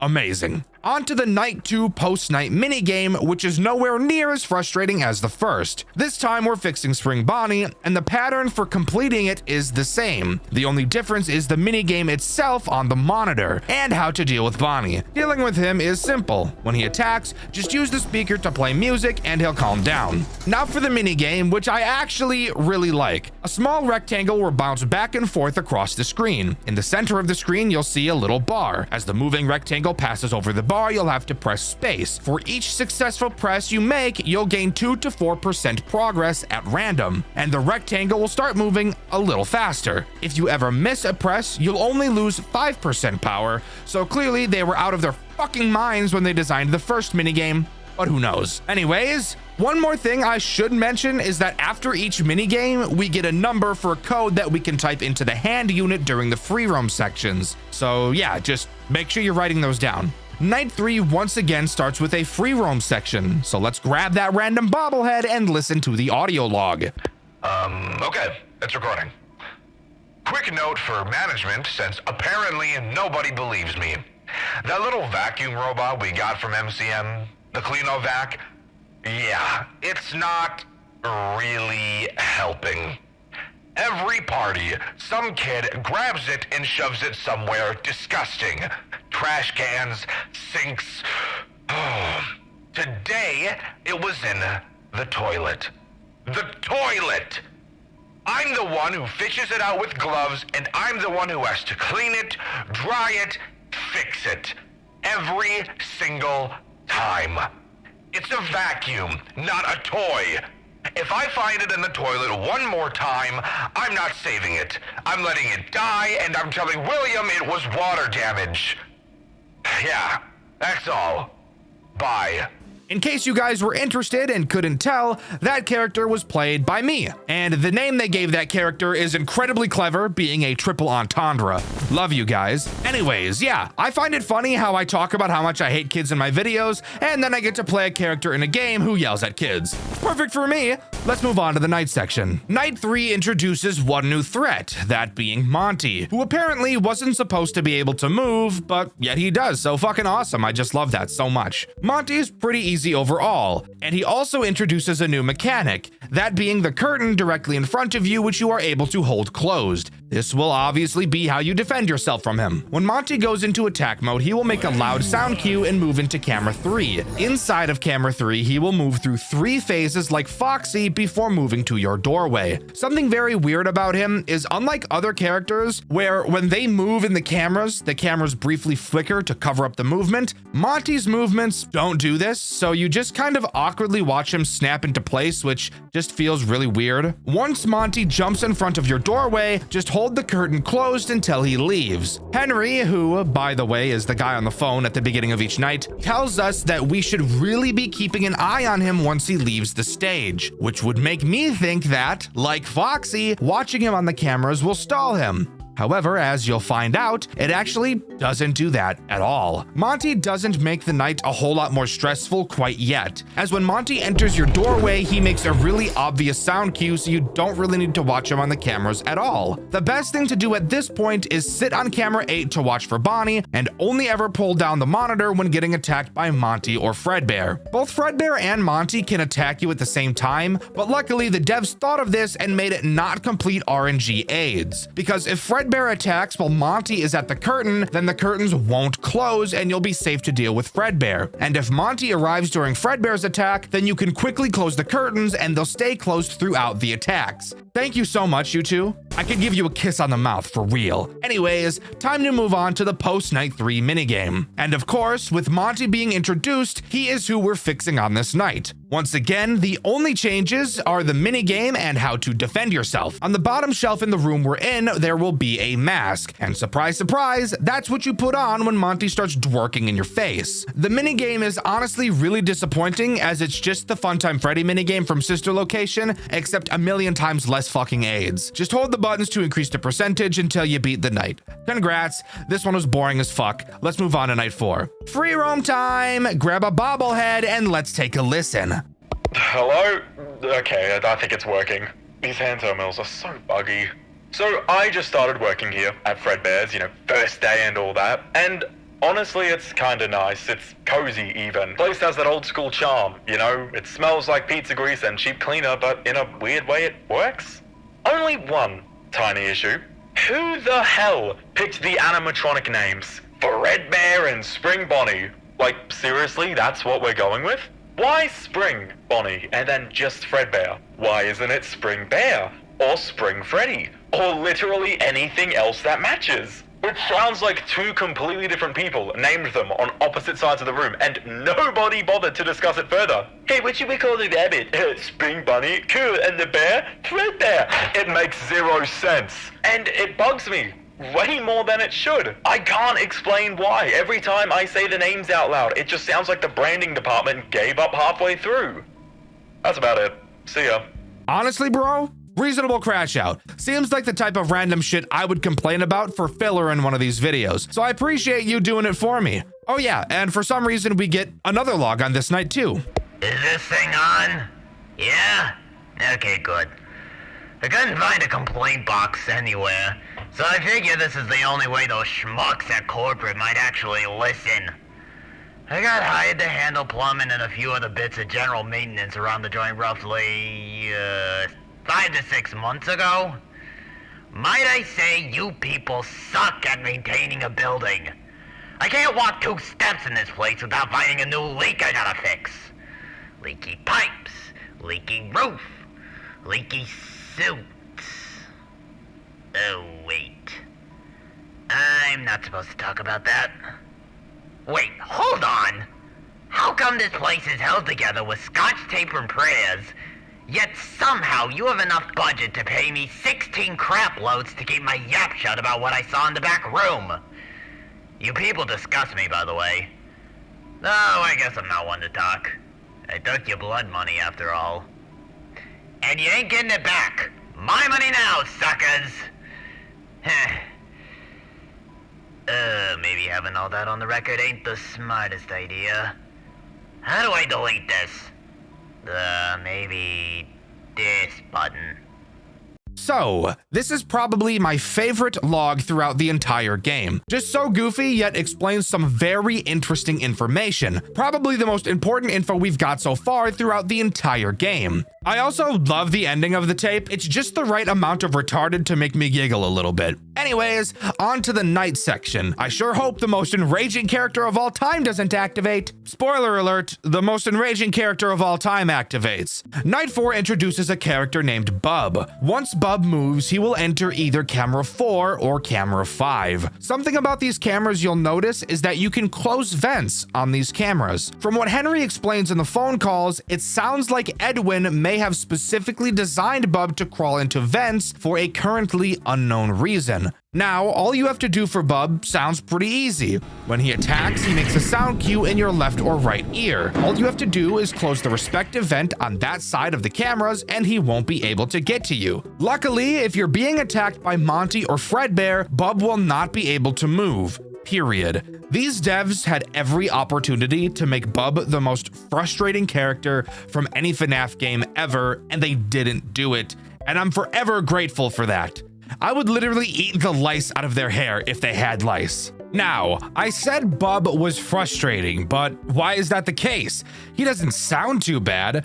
Well, where it comes from is just his sheer speed, as Bub is incredibly fast and will bounce between both vent rooms and crawl into the vents at actual light speed. It's insane how much hops this guy has. It's actually pretty impressive. As long as you're keeping an eye on him, this night isn't too much different. Of course, this brings up the problem of not being able to watch Bonnie, but overall, with enough practice, this night really shouldn't be too bad. On to the post-night minigame, and this one is by far more complex than any other minigame we've seen so far. Doesn't really mean it's hard per se, but there is a lot more focusing you have to do. The way you complete this minigame is another boring hold the button minigame until you reach 100%. However, what you need to do alongside that is where this one gets interesting. When Bub attacks you, all you have to do is shock him, as during this night you actually get the ability to do that.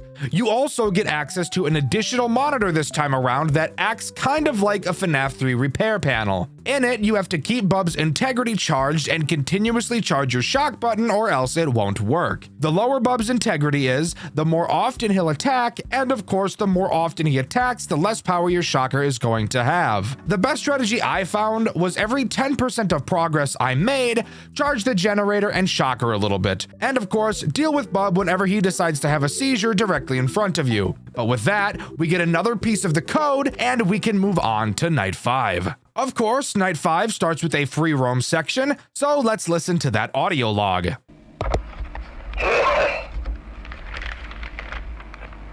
Hi, I'm John Fazbear. If you're listening to this log, that means that a piece of licensed Fazbear Entertainment art made by you isn't up to our company standard. Don't fret, however, as the lead director of the marketing department here at Fredbear's, my job is to teach and guide you through the process of making promotional material that is suitable for our wonderful customers. Give me a moment. Samantha, where is my coffee, goddammit? I asked you 15 minutes ago. What do I pay you for, woman? Sorry about that. We're gonna have to cut that one out. As I was saying, the purpose of this log series is to help in making your art pieces compliant with our company values. There's my coffee. Thank you so much, Samantha. You truly are the backbone of this company. Sorry, fellas. She's married to Fazbear Entertainment.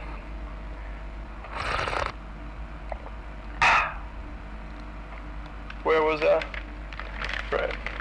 Refusal or failure to comply with our strict company marketing policy will result in job termination, military discharge, legal action, loss of company benefits, impounding of vehicle, loss of hearing, degenerative bone disease, beheading. Yelling over coffee is crazy, bro. Moving on, there is actually a final audio log from William Afton. However, as you can probably tell, yeah, we're not gonna be able to listen to this one because it's a bit broken. I'd be willing to bet that William did something to the hand unit so that nobody could listen to whatever it is he said. Also, now is the time you'd be able to put in the password you've been piecing together throughout the nights. I have no idea if this code is random per game, but I'd be willing to bet it probably is. After entering in the password, we see blueprints of the Mimic, along with an audio log from Edwin himself. It goes as follows. Will, hey, the mascots have been fully upgraded. You won't have to worry about wearing those ever again.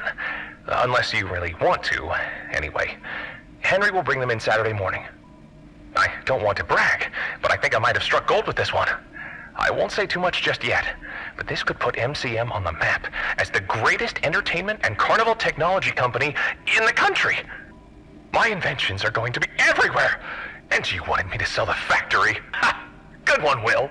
Anyways, with that out of the way, we can actually move on to the night section, which this time around doesn't introduce any new threats and is just a much harder version of Night 4. Bub's speed somehow increases even more, having him bolt to your vents about every 10 seconds. I truly think the biggest problem on this night is 100% Bonnie. With how much Bub attacks and how frequently Fredbear and Monty attack, it is very likely Bonnie will slip away from you, so really be on your A game. The most interesting thing about this night is the phone call. We hear Henry talking about creating springlock suits as opposed to buying a bunch of Mimic prototypes, but Edwin apparently had no interest in any of it, so he decided to build it himself and bring it straight to William, and well, we all know how that turned out. Generally, just keep your cool and focus on this night. Honestly, it isn't too terrible in comparison to some of the other Night 5s we've covered on this channel. After completing Night 5 is where this game splits into two endings depending on whether or not you've collected all the bobbleheads in the pre-Night Free Roam sections. If you at any point missed one, you just get this piss-poor cutscene before the game ends. Hey, Frank. It's me again. I've packed everything up and I'm headed back to the factory now. I'll take a look at your notes and see what we can improve. Let me know when you get the paycheck, all right? Okay, Frank. Talk to you soon. Now, that's fucking boring. What we care about is the true ending. What happens if we did gather all of the bobbleheads? Well, we get access to Night 6, so let's get going. During the free roam section of Night 5, we have an interesting task, that being to place some mascots on stage. These being a much fatter version of Freddy and a Spring Bonnie that really just kind of looks like Glitch Trap. If you're wondering why we're doing this, it's actually because during this night, we're actually playing as Henry himself, as he did say he needed to head to the pizzeria to put the new mascots on stage. So once we enter the night section, we get this phone call. Hello? Hello, Henry. It's William. Listen, I have to check on the new building soon, so I'll be there in a few hours. Please wait for me. I need to talk to you about something important. With all due respect, sir, I don't think I can wait that long. I was only supposed to take the prototypes and bring in the new mascots. There are other matters at the factory that need my attention. Well, work always comes first, doesn't it? I respect that. Then I'll get straight to the point, I suppose. I need you to convince Edwin to sell me the factory. The factory?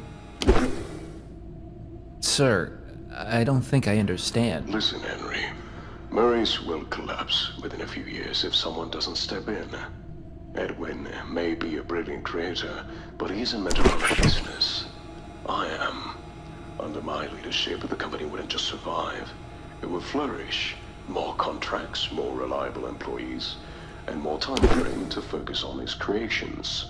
However, if I were to speak to Edwin myself, he'd decline my offer immediately. You know him. He's stubborn. Stubborn just like his old man. He believes he can handle everything, but he's only dragging the company further down. Help me sweep the factory, Henry. The workers need their jobs. The world needs innovation. But that will only happen if I'm in charge. I don't think that's possible, sir. It's all he has left of his father. I don't believe he'd give it up so easily. Not to mention Fiona. I can handle Fiona. Reaching Edwin is the difficult part. But I have faith in you, Henry. You're more capable than you realize. I've seen your dedication. I've seen your abilities. You're meant for more than what MCM is offering you. Do this for me, and the management position of the franchise location is yours. Sir, Think about it, Henry.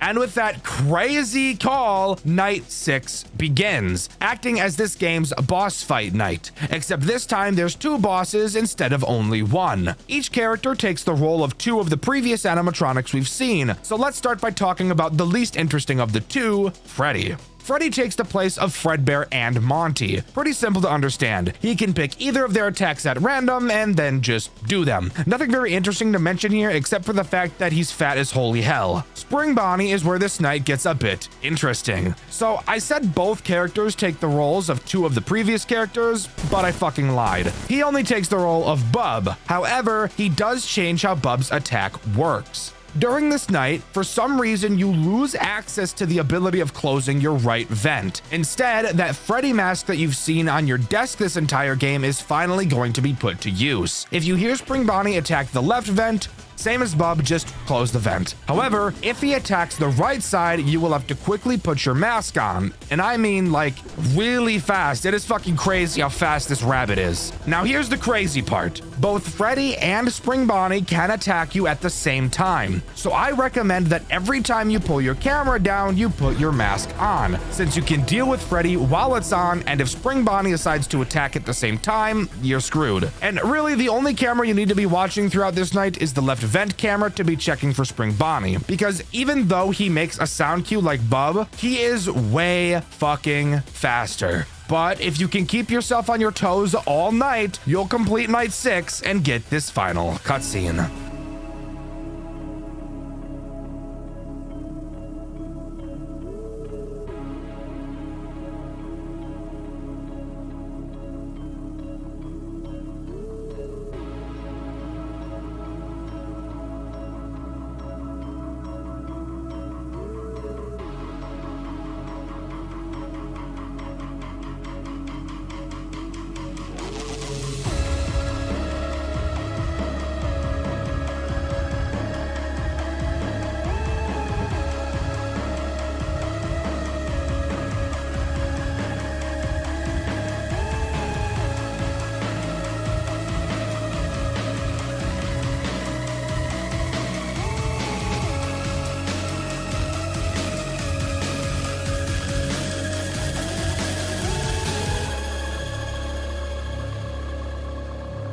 So, the true ending shows the aftermath and how William Afton completely took over the industry, killing Fiona in a fire during Fall Fest and taking over Edwin's company with him mysteriously going missing. At the end of the day, William got what he wanted. But of course, we all know what happens next in the fallout of Henry and Afton, but that's a story for another day. But with that, that is all Five Nights at Freddy's The Flip Side has to offer. And holy shit, did I love it. Overall, I think The Flip Side is an amazing take on the FNAF lore and does an amazing job connecting some of the dots from the main game. The game looks super cool, the animations are incredible, and the gameplay loop is just the right amount of challenging to both not be mind-numbing and not be ass-hair-rippingly difficult. And I would totally recommend it. Oh yeah, and I voice acted in it, so bonus points there. But let me know what you think. Do you agree with me, or do you think that this game is actually just completely mid? Let me know in the comments below. In my Freddy and the Gang video, I asked you guys what series or game you'd like to see me recover and why. And my favorite answer was everybody who said the Wario's series. Trust me,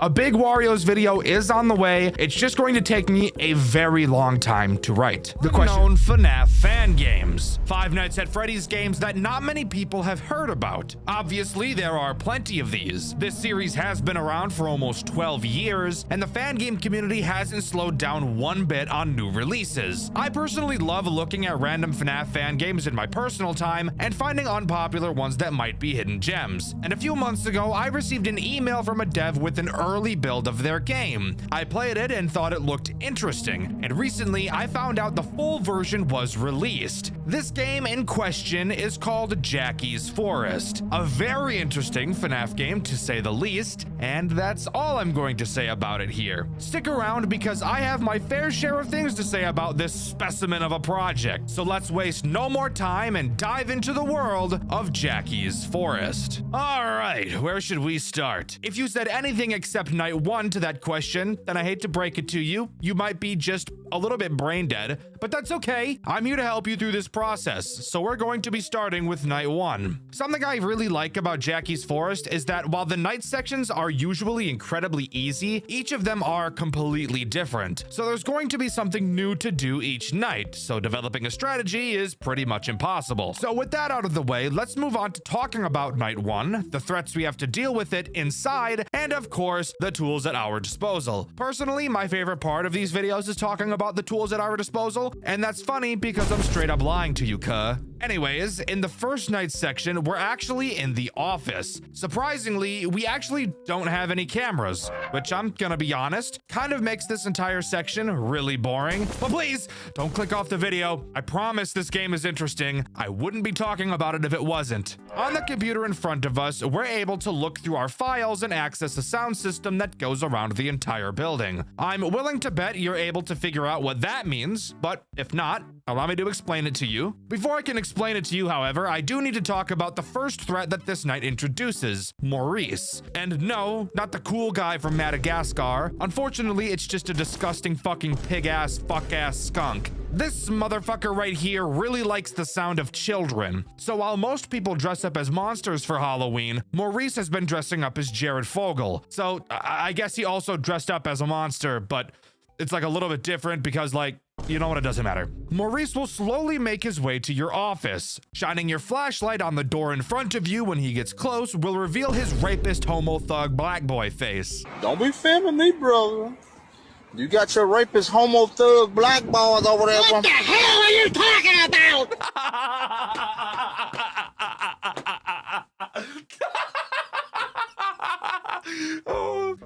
All you have to do when you see him is play a sound from another room in your control panel to lure him away. However, this is where I have to talk about a truly disturbing and butthole-ripping mechanic this character has. Do you guys remember the dreaded 1 in 7 from FNAF 3 with Springtrap? Yeah?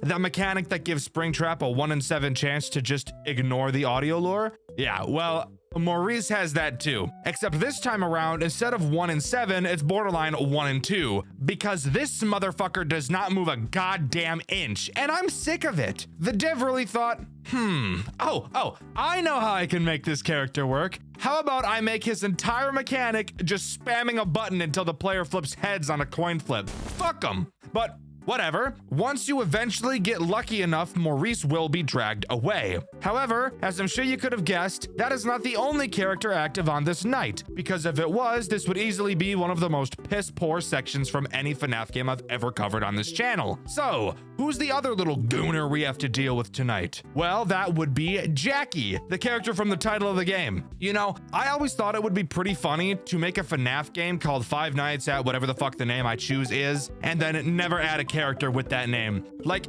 imagine Five Nights at Ronald's, but there's never a character named Ronald in the game. I don't know, maybe my sense of humor is just retarded, but I think that would be really funny. Anyway.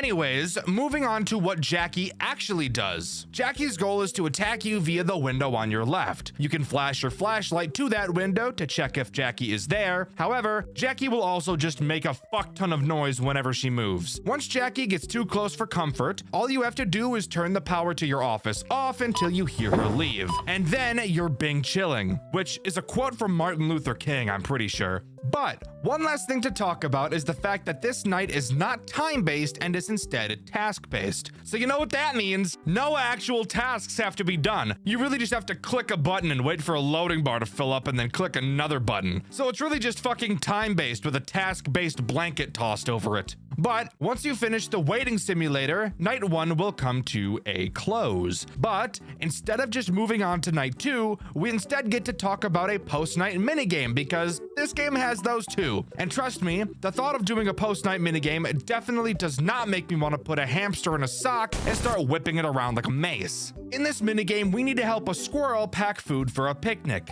Seems pretty simple, and simple it is. Our first options for food are a piece of cheese or a fucking boot.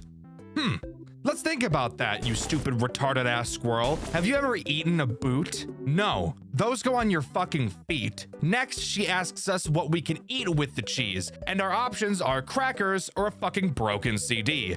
Dumb bitch, why the fuck? Dumb bitch, why the fuck do you even have a CD that's broken? What could possibly be the point of keeping something like that in your house, hoarder? Throw it away, trailer trash. Next up, we've got to add some fruit. So she asks us what kind of apple we'd like to bring to the picnic. Except instead of the options being Honeycrisp, Granny Smith, Gala, or whatever the fuck, the options are apple or apple core. Jesus Christ, bimbo bitch. An apple core? That was on your list of things to possibly bring? You're wasting my time asking me these dumbass questions. For fuck's sake, what's the next question? Let's just fucking get this over with. Next, we have to bring some dessert, and our options are chocolate or a fucking battery. I bet these bitches aren't even charged either. Just some dead ass batteries for us to shove up our ass. No, we're not eating batteries. Are you a baby? A stupid drooling baby? These questions are so simple, for God's sake. Next up, we get to choose a drink. And the options are an orange juice box or unlabeled broken ass bottle with who the fuck knows what in it. I'm just done, guys. This is making my head hurt. No fucking shit, we're gonna take the juice, you dumb bitch! I swear to God, intelligence is chasing this squirrel, but she's just so much faster. Hopefully, she doesn't ask another retarded question because just like Kanye, I don't like retarded questions. What? Please, next question. Please don't ask me any retarded questions. Now, where should we pour our drink? Are we serious right now? Are we actually so dead ass in this moment? Why the fuck would we pour the orange juice into some fuck ass rusty can with sepsis on it or some shit? And why would we pour it into the normal looking mug anyways? It was already in a fucking box with a straw. Guys, Sandy Cheeks has gotten a big downgrade. I hate this squirrel. But we have one last question. Please, don't be something stupid. Now the most important part. What is the core of all life forms? Oh. A computer chip or a pulsating brain. I don't really know why the brain is pulsating. They don't really do that. It's not a heart, but I guess I'll be picking that one. Cool. Anyways, then we go to the door to see our friends, but before we can leave, she says this. Oh, silly me. How could I forget? We're never getting out of here. So we're never allowed to leave the house. I'm stuck with this brain-dead rodent for the rest of time. Aye, gang. Time to blow my shit clean off. But snapping back to reality, we do see a strange figure in the window. Not sure who that could be, but I'm going to take a guess it's probably this game's antagonist. With the minigame out of the way, we're safe to move on to night 2. With night 2 coming along, we appear to be in a new location. This time around being the maintenance room. Immediately, you'll notice your mother sitting on the table in front of us. Thank God that thing is made out of the incredibly strong material it is, because if it wasn't, you know damn well that bitch would have snapped in the middle like a twig. Anyways, we'll start talking about her in a second. To start, the way we complete this section is just by shredding a bunch of paper using the shredder in front of us. It's literally just another click and wait task-based mechanic, so really just a waiting game. You'll see in the top corner that we have 10 pages to shred. There are 2 characters attacking us this night, just like previously. However, before we talk about them, I want to talk about the fact that your shredder can jam. And if it does, all you have to do is slap it like I do to my kids when they talk a little bit too loud, and it'll go back to working as usual. Next, we have the wall behind us, which has a thermostat on it. Throughout the night, there will be several instances where you will need to change the temperature. Why do we have to do this? I have no fucking idea. Just accept it and do it, you little piglet. If you don't keep the temperature in the right spot, then you'll either die of a heat stroke or get hypothermia and die. Either way, you're dead, so just keep it at a crisp digit. Now we can move on to talking about the characters we have to deal with on this night. And of course, we'll talk about the beastly woman that is your mother first. What she does is incredibly simple. Occasionally, she'll look up at you like she thinks you're the waiter at the restaurant bringing her slop over. All you have to do is stare at her until she snaps out of it, and then you can continue doing what you were doing. Notice how your mom doesn't get up off the table either? That's probably because it's incredibly difficult for her to lift her cankles up. First world problems, am I right? The only other threat on this night is Maurice. Maurice will try to sneak up on you through the door in front of you. Apparently, we're not allowed to just keep the fucking door closed, so we'll have to hold it closed ourselves. Maurice is very quiet, so you'll have to check the door constantly to listen for him. If you hear him there, just hold the door closed and eventually he'll leave and you can go back to doing what you were doing. After shredding all 10 pieces of paper, night 2 will be completed and we can move on to the next post-night minigame, which hopefully this time will not make me want to nya paka and then do something with a train. My Russian homies know what I'm talking about. Come on, high five, hands up. Yeah, come here, bring it in right now. Come close. No.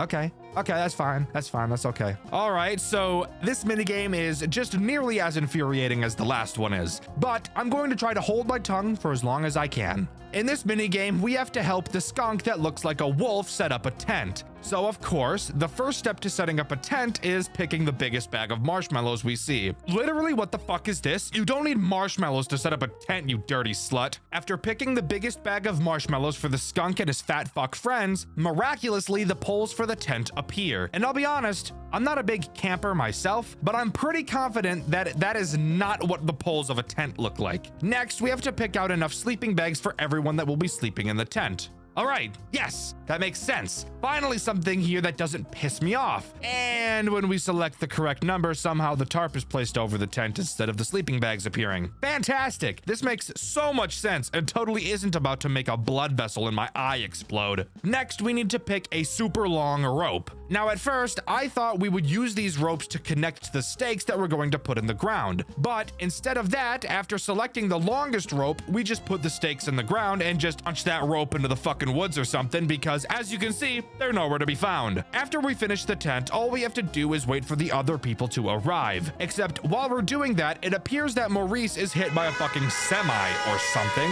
I have no idea. That's what it sounds like, but we don't really see anything happen. Just this disgusting render of him staring at us. But with that, we can move on to night 3. On night 3, we're stationed backstage. Once again, we do have 2 threats to deal with throughout this section, and a task-based minigame that's just clicking and waiting once again. So let's talk about that first. We're tasked this night with deleting show stage sequences from, I'm assuming, the robot's AI? I'm not really sure, but luckily for us, what we're doing doesn't actually matter all too much. We do, however, have a fuck ton of them to delete, so this night will likely be the longest we've done so far. Anyways, on to the threats on this night. Once again, we have your mother, so let's talk about her. She will just try to walk up on you because she heard you have meat in your pants. Gross, not the type of meat we're talking about, you fucking buffoon. Once you see her, all you have to do is open up your panel and activate her sound sequence and it'll make her go away. Fun fact, the sound that actually lures her away is just the Burger King jingle, which really goes to show how down bad your mother is for food. She's eating Burger King? I didn't even think she would stoop that low, yet Here we are. The other character active on this night is Jackie. You'll be able to see her on stage, which we are directly behind. Occasionally, she will leave this stage, which means in a few seconds, she will approach you. When she does, all you have to do is hold your light on her and she'll start shaking like the cashier at Wendy's when I hold him at gunpoint. And then she'll go back to the stage. But that's really it. While this night is probably the longest so far, I do feel it's probably one of the most underwhelming. But then again, if I'm being honest, the gameplay in this game as a whole is pretty underwhelming. Anyways, let's move on to the next post-night minigame. Just kidding, fuckhead. There is no post-night minigame this time around. Instead, we're just booted to night 4 because we're not allowed to have any fun apparently. So, on night 4, we set up shop in the playroom. Why? Well, apparently we were chased in here by animatronics or something. I'm not really sure why we're here because we're never explicitly told, but we can work with it. Phone guy tells us that he'll try to work on activating the speakers to get the characters to fuck off for long enough for us to escape. But in the meantime, we'll have to defend ourselves from 3 characters instead of just 2, except it really is still pretty much just 2, but I'll explain why in a second. Let's start by talking about Jackie, since she can't seem to leave our nuts alone. Bars. She will attempt to attack us from the playhouse door. When we see her, all we have to do is close the door and she won't be able to see us. You'll also notice that unlike the door from night 2, this door doesn't have to be held closed and can actually be toggled. So what's stopping us from just holding the door closed the entire night? Well, that would be because of your fat fuck mother.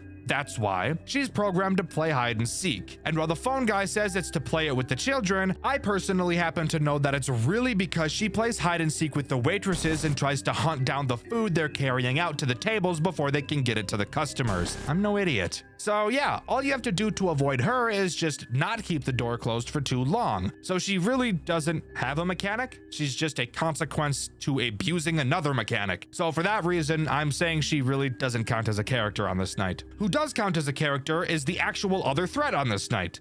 The skunk Dick. He will try to attack you through the playhouse window. During this night, you're equipped with 15 balls. Why? Because he's a dick, that's why. Whenever you see Maurice appear outside of your window, just throw one of the balls in his direction and that'll distract him for a while. We obviously can't spam these balls since we only have 15 of them, but if we need to, I'm willing to BME Pain Olympics myself to get 2 more. But with that, that's really all we have to do. No task this time since we're surviving, so it's a pretty typical sit and survive kind of night. But with that, this night will come to a close and we can move on to the next post-night minigame. In this minigame, we have to help your fat shit mom bake a cake. She says it's because she invited her friends over for a sleepover, but we all know your mom ate her friends because she was hungry. So she's really just baking this cake for herself, fat ass. To start, we need to grab the butter. Thankfully, it appears this time that there's nothing fucking stupid to piss me off. The only thing that really does so far is the fact that the egg, for some reason, has way more white than yolk. Like, way more than usual. That does not look natural at all. Somebody has got to check the chicken that shot that fucking thing out of its dick. Eggs come out of the dick, right? Next up, we gotta add sugar and mix that shit up like I do with all of the babies in the nursery while the nurses aren't looking. Next, we add the fuck-ass egg and the vanilla extract that smells way better than it tastes. Finally, we mix it again, add in the flour and the milk, and mix it one last time. I've made a few cakes in my time, and I'm pretty confident that we used these ingredients out of order, but fuck it, I don't really care. And while the cake is being baked, we're asked if we can find the TV remote since they're all going to want to watch something. And while I'm sure you can tell by looking at your screen where the remote is, what is much more interesting to do is slowly looking to our right, where we will begin to hear the sound of a dog scratching at the door. Click on the door, and we see this. Are you lost, little one? I'm looking for my dog. A little white one? Yes. Have you seen him? Yes. He's here with me. He misses you a lot. I was looking for his owner. Can I please see him? Of course. Come with me.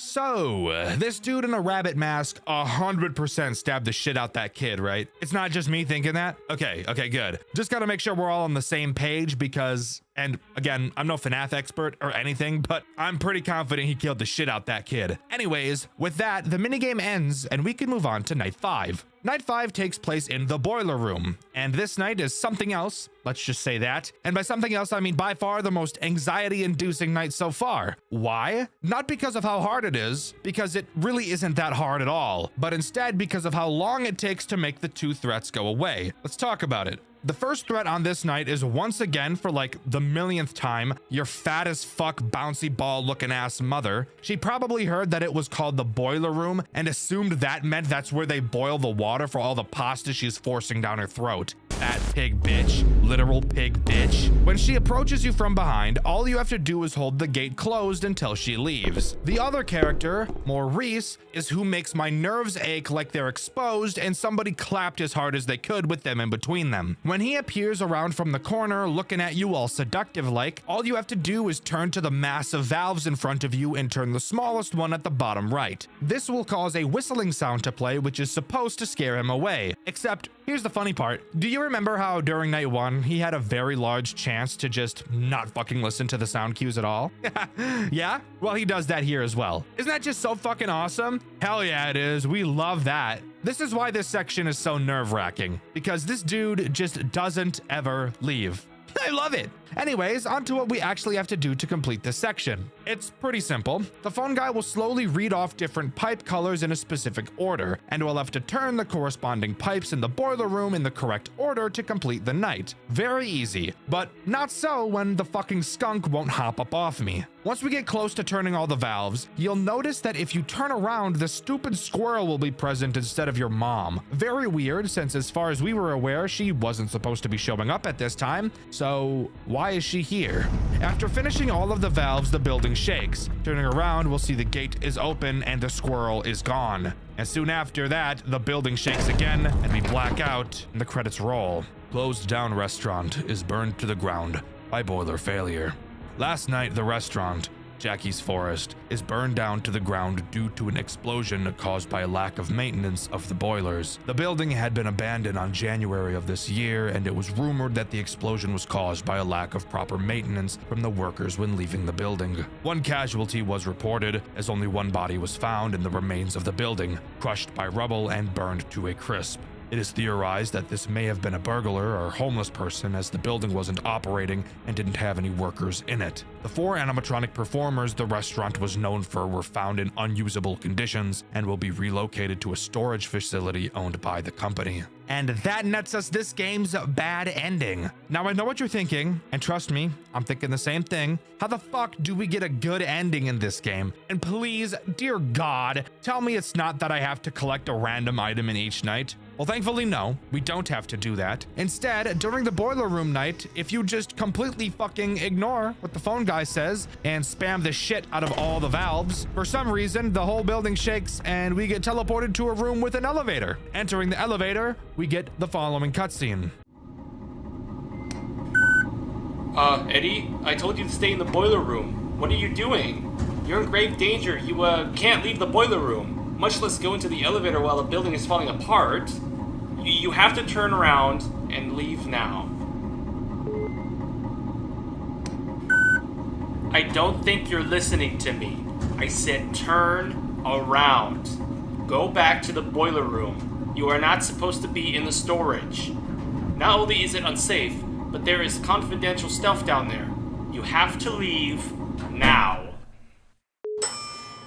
Ignoring the fact that voice acting was completely awful, I do find it kind of odd how the phone guy really wanted us to turn back, and why he didn't want us to go to the storage room. But with that, we exit the elevator and do exactly what he told us not to, enter the storage room, which actually acts as this game's 6th night. So, here we are in the storage room, by far the most interesting night in this entire game, mainly because there's more than 2 things for us to do. This night integrates every single character we've seen so far, alongside a completely new threat. Let's quickly go over the tools at our disposal first. To start, this is the first night in the game with actual cameras. However, you want to hear something really funny? They're completely useless. So the only thing I'm going to say about them is that the character renders in these cameras are actually pretty creepy for what it's worth. So, let's start going down the list of characters on this night and exactly what they do. We'll start with Jackie. Her whole goal is to attack your right door. You won't be able to see her there unless you flash your light in the doorway. If she's there, simply close the door until she leaves. Simple sugar. Maurice is much the same, except he attacks your left door, and instead of closing the door, you'll have to wear a mask you somehow pulled out of your ass, since as you can clearly see, the lever to the door is fucking shattered. The next character to talk about is your pig bitch of a mother. She will try to attack the giant hallway in front of you. When you see her there, all you have to do is pull down the massive gate and she won't be able to get in. As you can probably tell, just because there's more characters in this night in no way means that this game gets any bit harder than it has been. But finally, we can talk about the brand new character on this night. I don't know its name because we're not told, but I'm just gonna call it the Prototype since I bet that's how uncreative its actual name is. Hey, recording Dxtr here. I went into the custom night. Its name is Nulls, so yeah, just keep that in mind. I'm gonna keep reading it as Prototype since that's how I wrote it and I'm lazy, but just know. It's Nulls. The Prototype has two ways to attack you, your left door and the hallway in front of you. For both instances of attack, all you have to do is put your mask on and it'll go away. This night is really fucking boring, guys, I can't lie. But with that, just survive until 6 a.m., which is much shorter than most FNAF games, and we get a new newspaper clipping. Engineer arrested after evidence is released by fire survivor in Jackie's Forest restaurant. Last night, the restaurant Jackie's Forest burned down to the ground after an explosion caused by boiler failure. The failure was caused by Eddie Garcia, a worker who was misinstructed by Harvey Turner, the engineer of the restaurant, who is being charged with attempted murder and obstruction of justice after it was revealed by Garcia that Turner had sent him to destroy incriminating evidence from the building. Garcia was able to survive and escape the fire and is being sentenced to home arrest for complicity, while Turner will be kept in custody while the case is investigated. Some evidence links him to 2 local cases, but nothing is confirmed yet. The restaurant had closed in January of this year, rumored to be because of the Maddie Denton case, a 7-year-old girl who went missing in the restaurant on September of last year. And with that, we get the good ending. As far as I'm aware, no more lore as to what the fuck is going on with the weird dude or the dead dog or the dead kid, so I'm just gonna leave it and pretend like it doesn't exist. I mean, I guess if you want to analyze it quickly from that newspaper clipping, it's kind of hinted that Turner, or the phone guy, is the one that killed the girl and the dog or something. I don't fucking know. But with that, that's all Jackie's Forest has to offer. Like I said, I was actually sent a demo of this game a few months ago by the devs, which only had the first 2 nights. And I remember thinking that this game could do something pretty cool if they polished it up a bit. And while from the demo I got, the game has definitely gotten a small upgrade, I figured I should give it a white video the moment I saw the full version was released. Overall, Jackie's Forest tries to do a lot of things, but I personally think it falls short in all of them. I don't think it does a very good job at telling its story, considering I was literally able to piece together pretty much none of it. I know there's at least 1 dead kid and a dog and some weird stranger guy that probably killed some kids, but who is he? What does the Prototype thing have to do with anything? And who are any of the characters besides our own and the phone guy? That's just completely unknown to me. And on top of that, while each night is unique and I do really like that, I just feel like each night could have had something more. Because as this game stands, while I do like the character designs, I do think that those are the only memorable parts of this game. But let me know what you think. Do you agree with me? Or do you think this is actually one of the most interesting FNAF games you've ever seen? Let me know in the comments below. In my Midnight at Star Stage video, I asked you guys what you thought was the best FNAF fan series ever made and why. And my favorite answer was this one by Brownie Zorua. They said Five Nights at Candy's. And while I personally don't really care for that series myself, I can't deny how much nostalgia that game has over everyone in this community. That cannot be ignored. To subscribe to the channel, I'd appreciate it a lot. Thank you to these 3 talented artists for your fan art. You can submit yours in the Discord, link in the description. Thank you to all of my super fan channel members. You guys can probably do like at least 8 push-ups, which is pretty sick. Go check out my merch store, dxtrshop.com, for some sick Skags designs with super high quality. I've been Dxtr, and I'll see you guys in the next video. See ya!